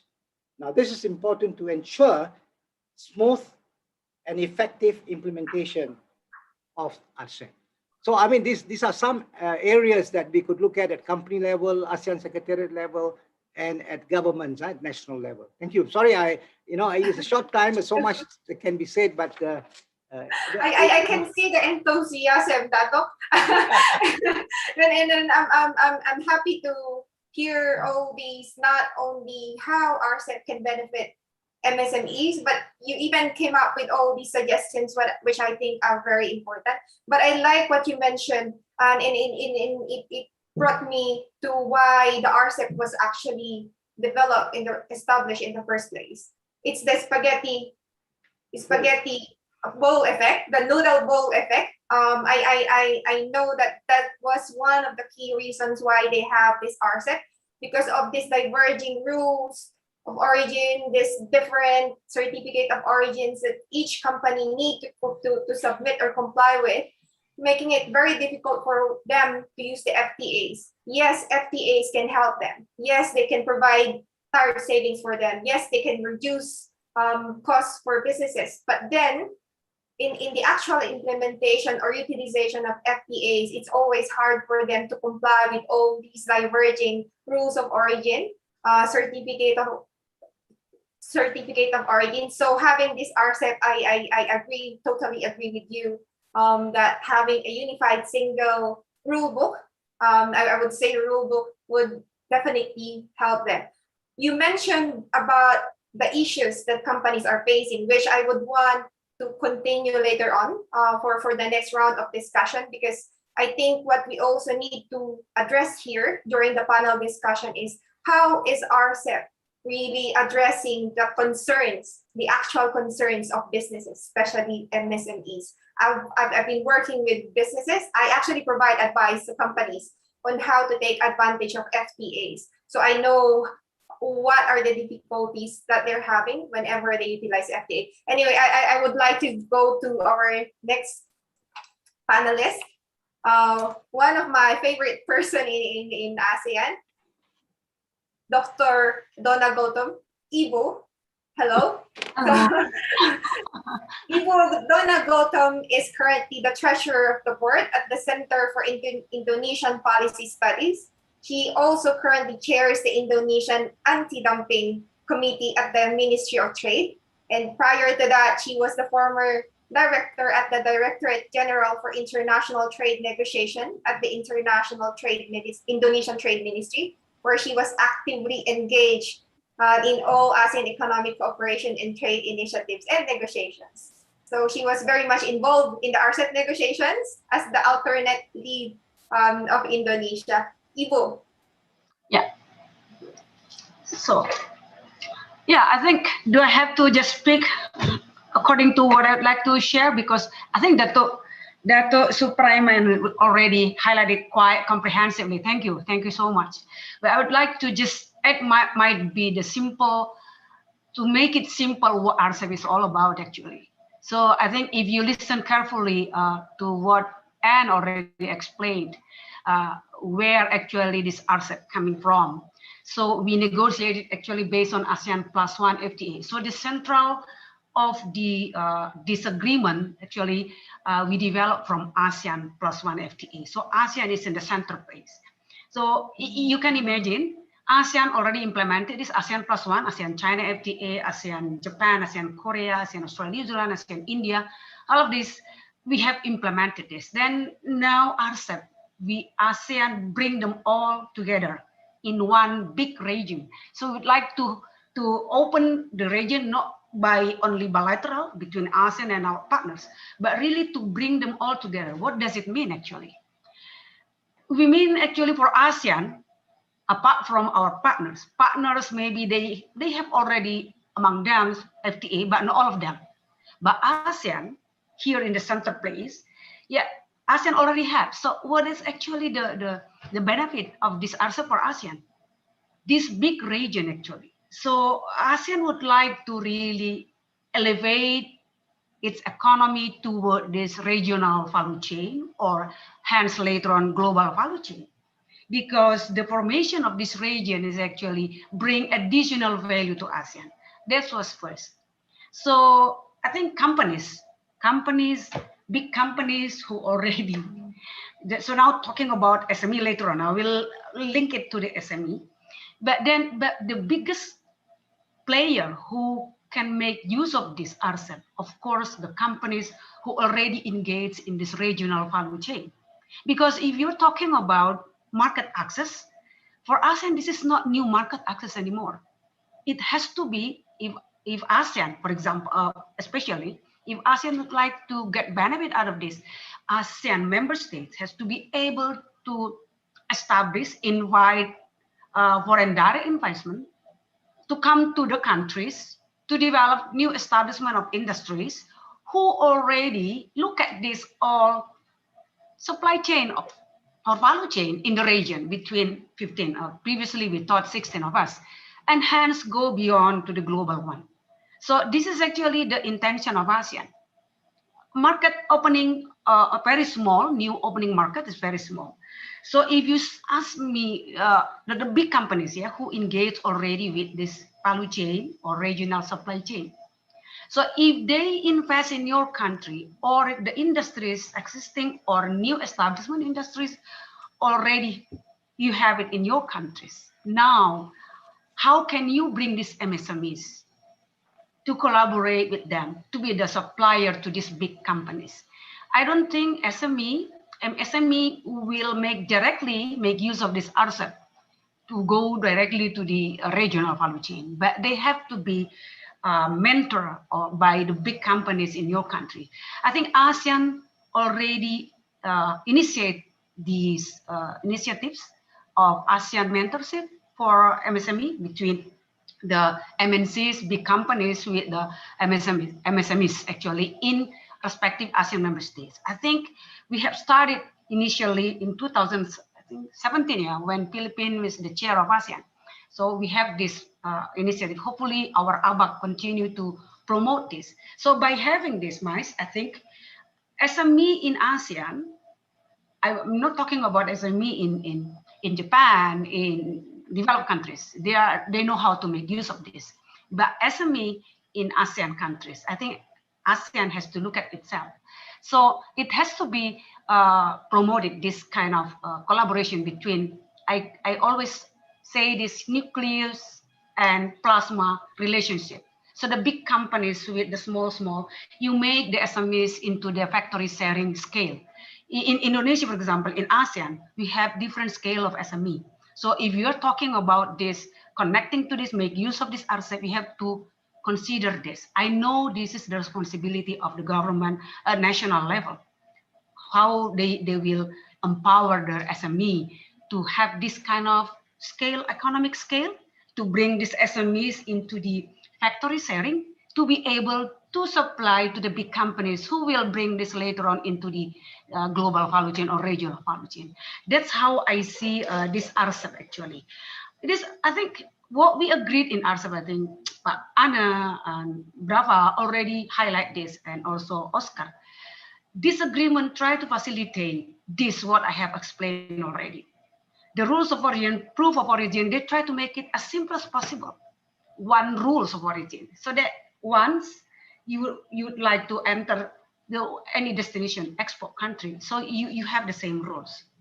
But of course, we have a small part of our tariff commitments that to have to go to the very complicated tariff differential procedures that I already explained. But this is only small part, yeah, and not more than 100 tariffs, I think, tariff lines, but quite complicated. This is to avoid circumvention. So to somehow, it's not illegal actually, but you don't allow this to enjoy your preferential treatment, so tariff treatment. So I think the one things that I would like to highlight actually, if this RCEP, we would like RCEP to be relevant to the existing condition now during the pandemic. I think RCEP is not able yet to agree to implement this electronic submission of export-import document. You know, because we have different, like Pak Iman already highlighted, yeah, the level playing field is so, the economic development is so different. So that's why not 15 countries are able to have to settle the system of electronic submission. But I think ASEAN already start this. I think 5 members of this RCEP have to be able to do this, because this will help us. I think during this pandemic, post-pandemic, later on, you know how the industry will be operating, how the transactions will be operating. I think RCEP has to speed up themselves to actually adopt this electronic submission. I know they try to work, agreed already to have the very, try to facilitate the proof of origin already. I think I'm happy with it, although it's not really as liberal as some of us would like to have. But this electronic submission, I think it's very, very crucial for RCEP. I think members, and if they have this committee later on, we have to push this happen, because this, during the pandemic, we have to go individually to its partners to be agreed to this electronic submission. So I think maybe I have to stop, because I know that Dr. Ramesh also has to say something on this. So later on, I will add up more. Thank you. Thank you, Ibu. And thanks for highlighting that the RCEP should take into consideration the COVID-19 pandemic. I know many companies, especially MSMEs, are struggling with conducting their business now. So having that electronic submission or recognizing electronic documents from RCEP countries would be definitely beneficial for everyone. Thank you, Ibu Duna. I now go to our third panelist, who is Dato Ramesh Kudama, who is the chairman of Goldtex Group of Companies, a company he founded since 1973, which specializes in import and export of garments and textiles, as well as manufacturing of home furnishings. Dato Ramesh is also the chairman of ASEAN India Business Council, Malaysia, and the co-chair of the ASEAN India Business Council.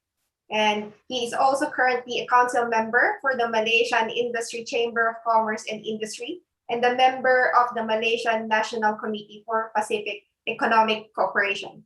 He actively promotes the interests of the business community between ASEAN and India. Dato Ramesh, I have a lot of questions for you, noting your experience. So your Goldtex Group of companies, you specialize in import and export of garments and textiles, as well as manufacturing of home furnishings. So I hope you can highlight how your sectors could benefit from the RCEP.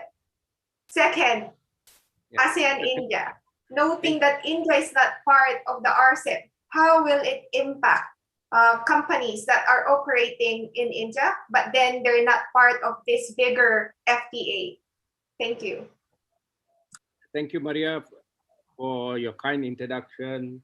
Thank you to the ASEAN Secretariat for actually inviting me to give my thoughts and views on this RCEP topic. I think it is a very great idea to organize a talk like this. But I personally feel I have been in ASEAN BAC for last 8 years. I have been the secretary for ASEAN BAC and going through the whole process. I think even we are still for the ASEAN Free Trade Agreement, trying to pass a message loud and clear to the businesses down there that start moving within ASEAN. And we have been trying that very hard. And I see this RCEP has come up now, and we are again looking at it at a different level. I think it's a great idea, and the businessmen all actually believe that there is a great opportunity in this trade agreement. But I would like to say that being first the chairman of the ASEAN India Business Council, we work very hard to rope in India to join us in the RCEP. But somehow or the other, because of geopolitical problems, we cannot say actually the real reasons, but we have heard in various what you call press reports, the Indian industries basically have got a lot of dominance over subject matters where industries are concerned with their government. So they feel that they would like some more time to open up their market. But if India would have joined it, it would have been a fantastic thing. We would have had a huger market. I always say that ASEAN is a bird. We have got two wings with us, China and India. If we want to fly to our greater heights, we need both of them. But it is a little unfortunate that India did not join us, but nevertheless, we are always knocking their doors, trying to explain to them, why don't you take an opportunity? Because we have opened our doors for them. And we hope that they might come up with some thought and join us. But looking at RCEP, I think it's a fantastic idea, and a lot of businessmen will benefit from it. But how much will the 97% of the businessmen whom we call SMEs, which we have been emphasizing, really benefit from RCEP? Because SMEs are businesses which need proper information, proper guidance, proper joint ventures to come in to take them to a different level. I think Donna also expressed her views on SMEs. Everyone has expressed their views because I myself started as an SME, so I know the pain which SMEs go through. It is easy to talk of SMEs, small, medium enterprises, micro enterprises, but the journey which I've taken for 47 years is a journey which is totally different. Today, we are the what you call that agents, or we actually have got a right for Disney in Malaysia for home furnishing. We have worked our way through, but it is not easy. But how would we benefit from RCEP? That is the main concern. If you look at it, China is a huge market, but China is a very competitive market. Even though it is huge, it's a very competitive market. If you look at Japan, It's a huge market, but it's a very sophisticated market. Whether we from the ASEAN side can really penetrate and move towards this market. You look at Australia, New Zealand, they're good markets, but are we strong enough, our roots strong enough to benefit from this area? I think RCEP has come up with a lot of good solutions, and these solutions, what we look at, have got some wonderful things with them. So I personally look at it that we need to work towards it. We need to emphasize more. Like even Dato has mentioned that we need to express ourselves on how we are going to tackle SME issues of RCEP to this group of people. Because many of them, when you talk to them about RCEP, or they hear about RCEP, but what is RCEP, they really do not know. So I think, like earlier when I was having a discussion with you, I think ASEAN Bank has been doing a good job. We should tell them to please take RCEP also as another area to start talking within ASEAN. Get all the national chambers to be involved in this discussion. Tell the chambers to move on to see how they can express their problems, which the businessmen have, and they can benefit from RCEP. I personally feel another thing, elimination of duties in certain areas will take 15 to 20 years. 15 to 20 years is actually a wrong time. It's not that, it's going to happen tomorrow. So I think we should look at it, because most of them, instead of looking at RCEP, will also depend on the ASEAN FTA, because the elimination of duty is going to take such a long time. I think we should give a thought into that too. So there are a lot of things, there are very good things, which they have come up with. Custom procedures and trade facilitation has been included. Elements like pre-arrival clearance, advanced ruling, clearance of goods in 48 hours, perishable goods within 6 hours, express consignment and contingency, and interception of rules of origin. All these are perfect. But can we pass this message across? Can we pass this message to the people who really need it? The 97% of the businesses who have to grow in the future. The 3%, the GLCs and PLCs are already there. They have got their team of workers understanding what is RCEP, understanding what are the trade agreements. So how do we actually focus on this group? That is our concern. Can we find a right formula to move towards it? Can ASEAN Secretariat come up with some idea that, okay, we are also moving on to the ASEAN Free Trade Agreement, which we have. We are still educating the SMEs. Together with this, can we have the RCEP moving forward and educating them? I hope that if this can be done, then you can see the SME playing a role and moving forward with trade to these countries. But other than that, I see the chances, even if the RCEP is there, the SMEs will take a very long time to benefit from it, unless we knock the doors of the SMEs. It is there, why don't you make use of it? Educate them. So to educate the SMEs, that is the way the businesses will benefit and we can take our agenda forward. These are my views from the SME side, and I hope that we would like to have, like what Dato said, we like to have more meetings on this to create more platforms. Today I'm watching, we had 180 participants in the start. Now we are having 123. Are we trying to say that we have publicized this matter to all the chambers, to all the institutions, to everyone around? We can only get 180 people who are interested in RCEP? No, I think there's something which more is to be done. So let's work on it and find out where we can improve ourselves. And the ASEAN Secretariat will play a very important role in this. And we will also work together to see what can be done. So collectively, we'll achieve something. Thank you very much for the time given to me. I would like to express more, but I can see that the time is running out. And thank you with that. Thanks, Dr. Ramesh. I actually would like to highlight what you mentioned, that RCEP actually contains a lot of good elements, that would be very helpful for companies. As everyone mentioned here, the challenges that MSMEs particularly are facing, the lack of access to relevant information, not only on like the FTA benefits, but also on rules and procedures, the lack of technical capability or skills to comply with rules and procedures under FTAs. That's also one. Tariffs, fees, and other charges.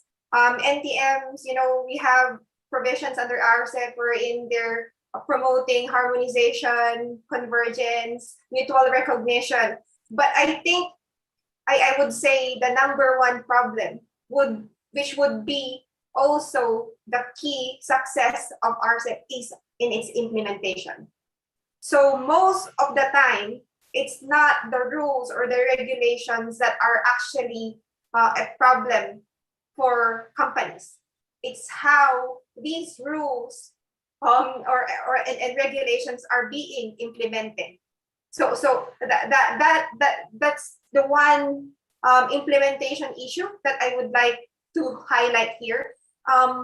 You think the RCEP contains all relevant provisions that would be able to highlight this particular issue or the other issues that companies are facing whenever they utilize FTAs? Or do you think governments or businesses can do more? Ramesh.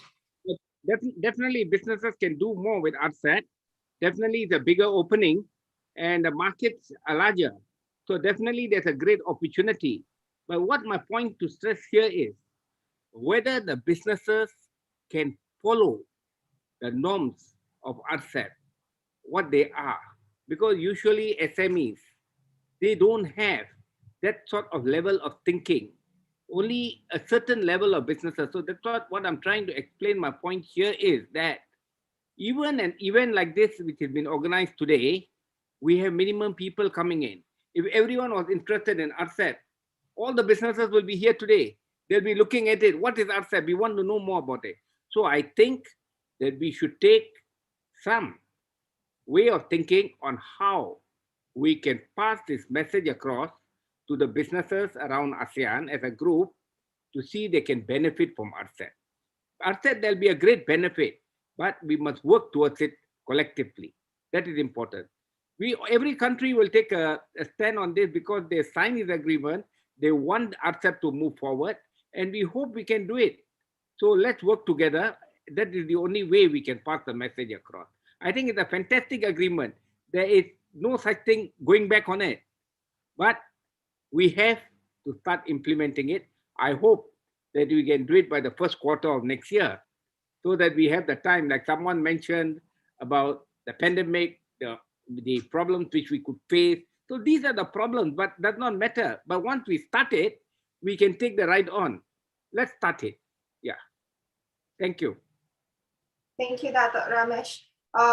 Probably I would also want to hear from Ibu Donna. What you think? What else can the government do, or businesses can do to make sure that the RCEP would be really beneficial for MSMEs? How to make sure that it's really inclusive, in a sense that the MSMEs can participate, can take advantage of it. I've mentioned the problems that they encounter whenever they use or utilize FTAs, and we don't want to have FTAs again wherein the utilization is very low. You've seen all the FTAs, the utilization is very low. So what do you think can the government or businesses can do together to address these issues that they're facing? As I've mentioned a while ago, basically the key problem here in FTA utilization is in its implementation. There's no common understanding on how the provisions of an FTA should be implemented. NTMs, you have all these good provisions saying we need to harmonize, we need to converge, mutual recognition, advanced rulings, trade facilitation. It's great, I would say. But I was talking to some of the companies, and they're telling me that there's actually a problem there. in the implementation. So you have all these very good objectives, but then when it comes to the implementation, other countries, yeah.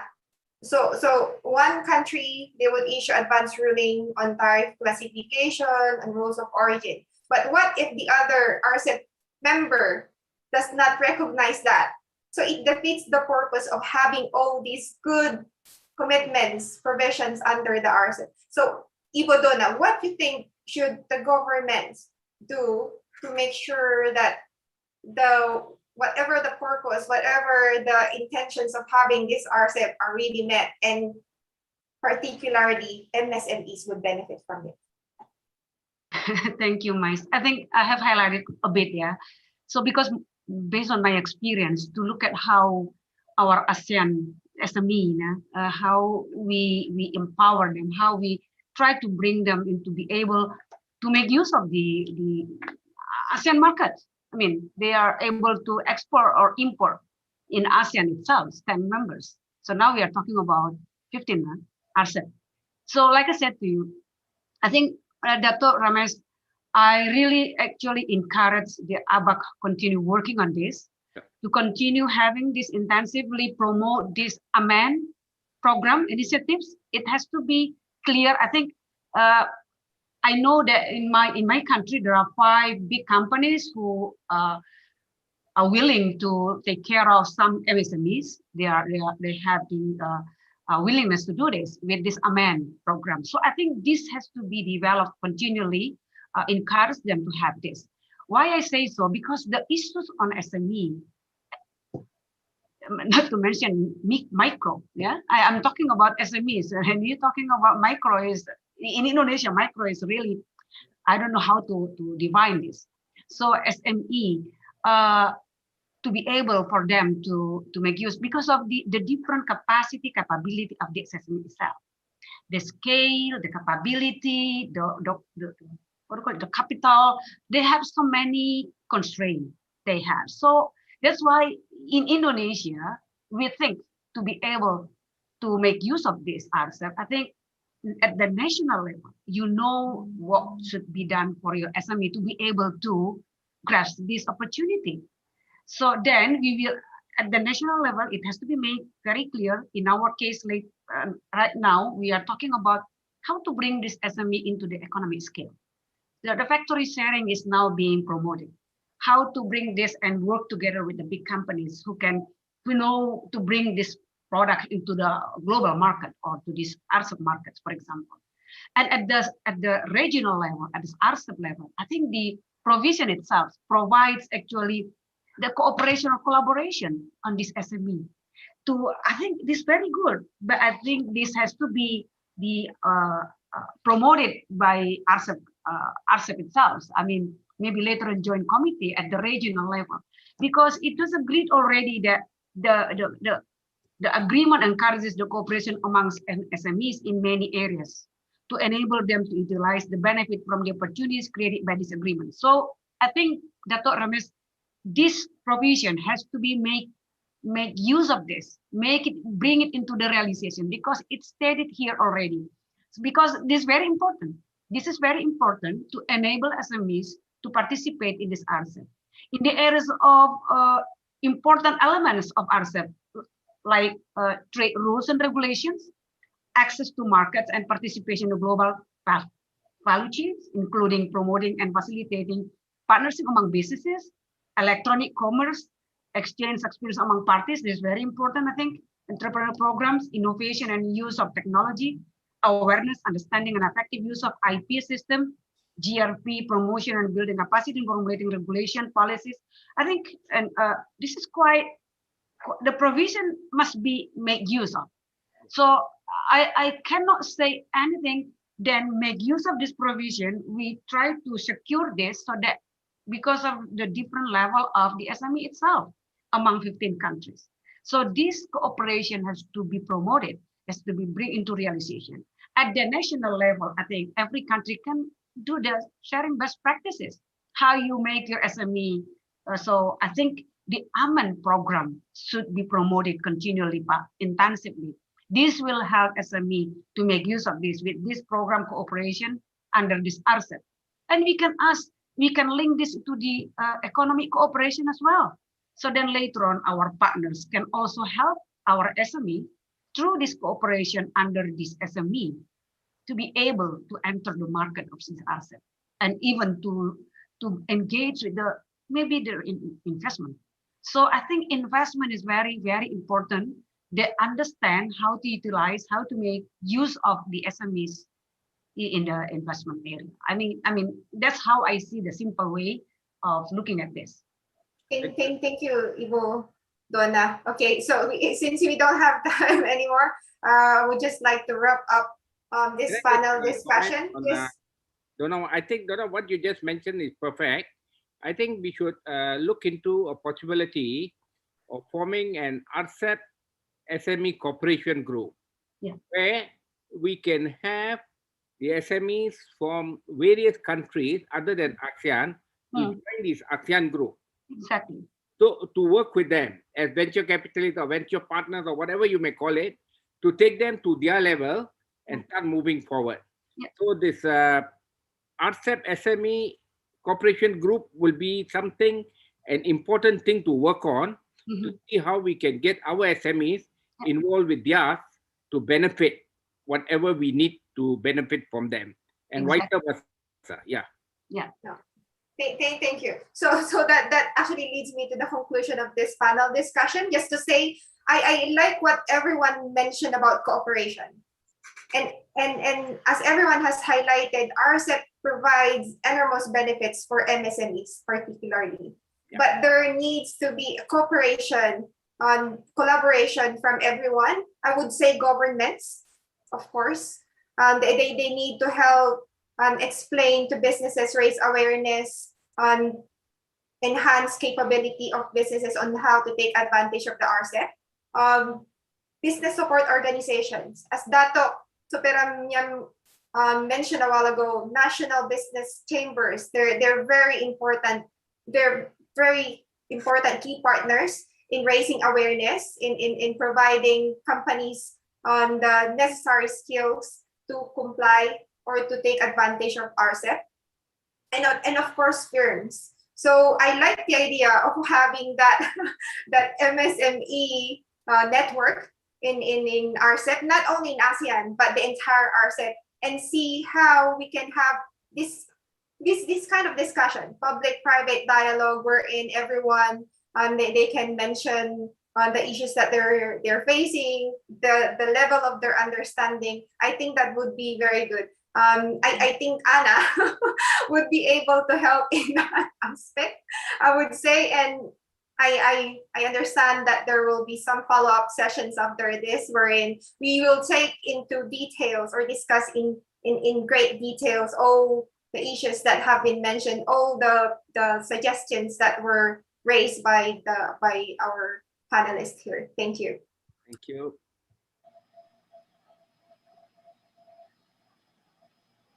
Bye.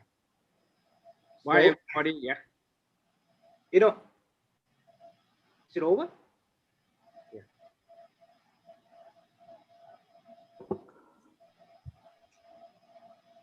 Bye-bye. Anna, Okay. you're muted. All right. Thank you, Ms. Maes, for the moderating the sessions, and thank you all for the speaker and the panelists. Indeed, we will have webinar series and those topics that we might include, such as SMEs and technical operations or e-commerce for the next webinar. And in fact, I would like to also share to everyone that we will be having, we'll send you a short survey to get your feedback on today's webinar. And we will be grateful if you could answer so that we can reflect your views and opinions on webinar in the future. Thanks again for the speakers and the panelists. So this webinar is coming to an end. This has been excellent start for our RCEP webinar series.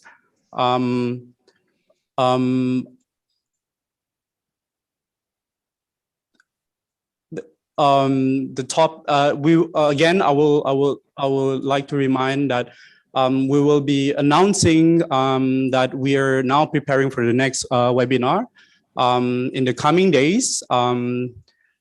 The topics will be taking into account those that I'm sorry, I have difficulty. Oh, okay, all right. What is this? Yeah, Matt, so yeah, I'm sorry, we're having a big screen error here. So yeah, we would just greatly appreciate your participation today, and I would like to also thank everyone for joining us today. And if you want to rewatch this today webinar, it will also be available in ASEAN Secretariat YouTube channels. And we are looking forward to seeing you all at the next webinar. And this has been a pleasure as your host, Rahmat Effendi. I reminding everyone to keep safe and healthy. Thank you very much. Bye-bye. Matt, I think there are questions here. Matt, if I Hello? may just say something. Hey, Matt. yeah, okay. If I may just say something, because we've listened carefully to the panelists, the three panelists, and there were really very good comments and inputs that even some suggestions like in the online question, Hill Gonzalez, Asian Back also made some very good suggestions.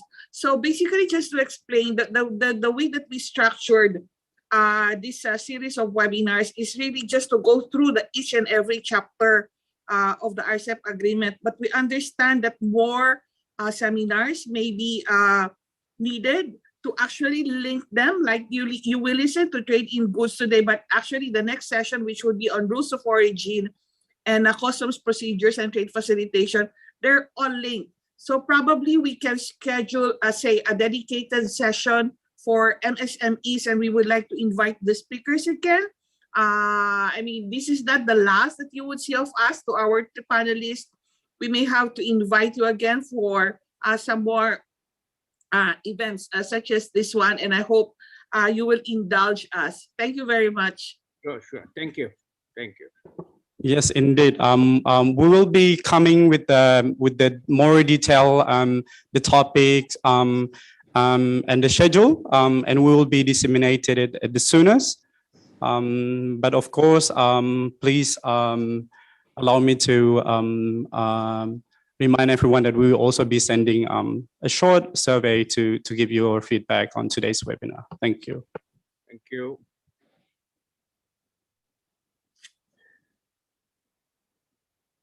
Thank you, everyone. Thank you. Okay, goodbye. Thank you. Thanks so much, Dato. Yeah, Thanks, Dato. Ibu. Thank you, Dato. Thank you, Miles. Thank you Bye, all. brother. Bye. Thank you. See Bye you. bye. Thank you, everyone. See you again, Oscar. Good to see you. Bu Dona. Sehat-sehat ya. Oscar, I'll see you in Geneva. Yeah, sure. Let me know. Yeah, I also need to talk to you about some possible training for Philippine government. Okay. But Bye. on the same graduation. Bye. Thank you. Bye bye. Thank you. Thanks so much.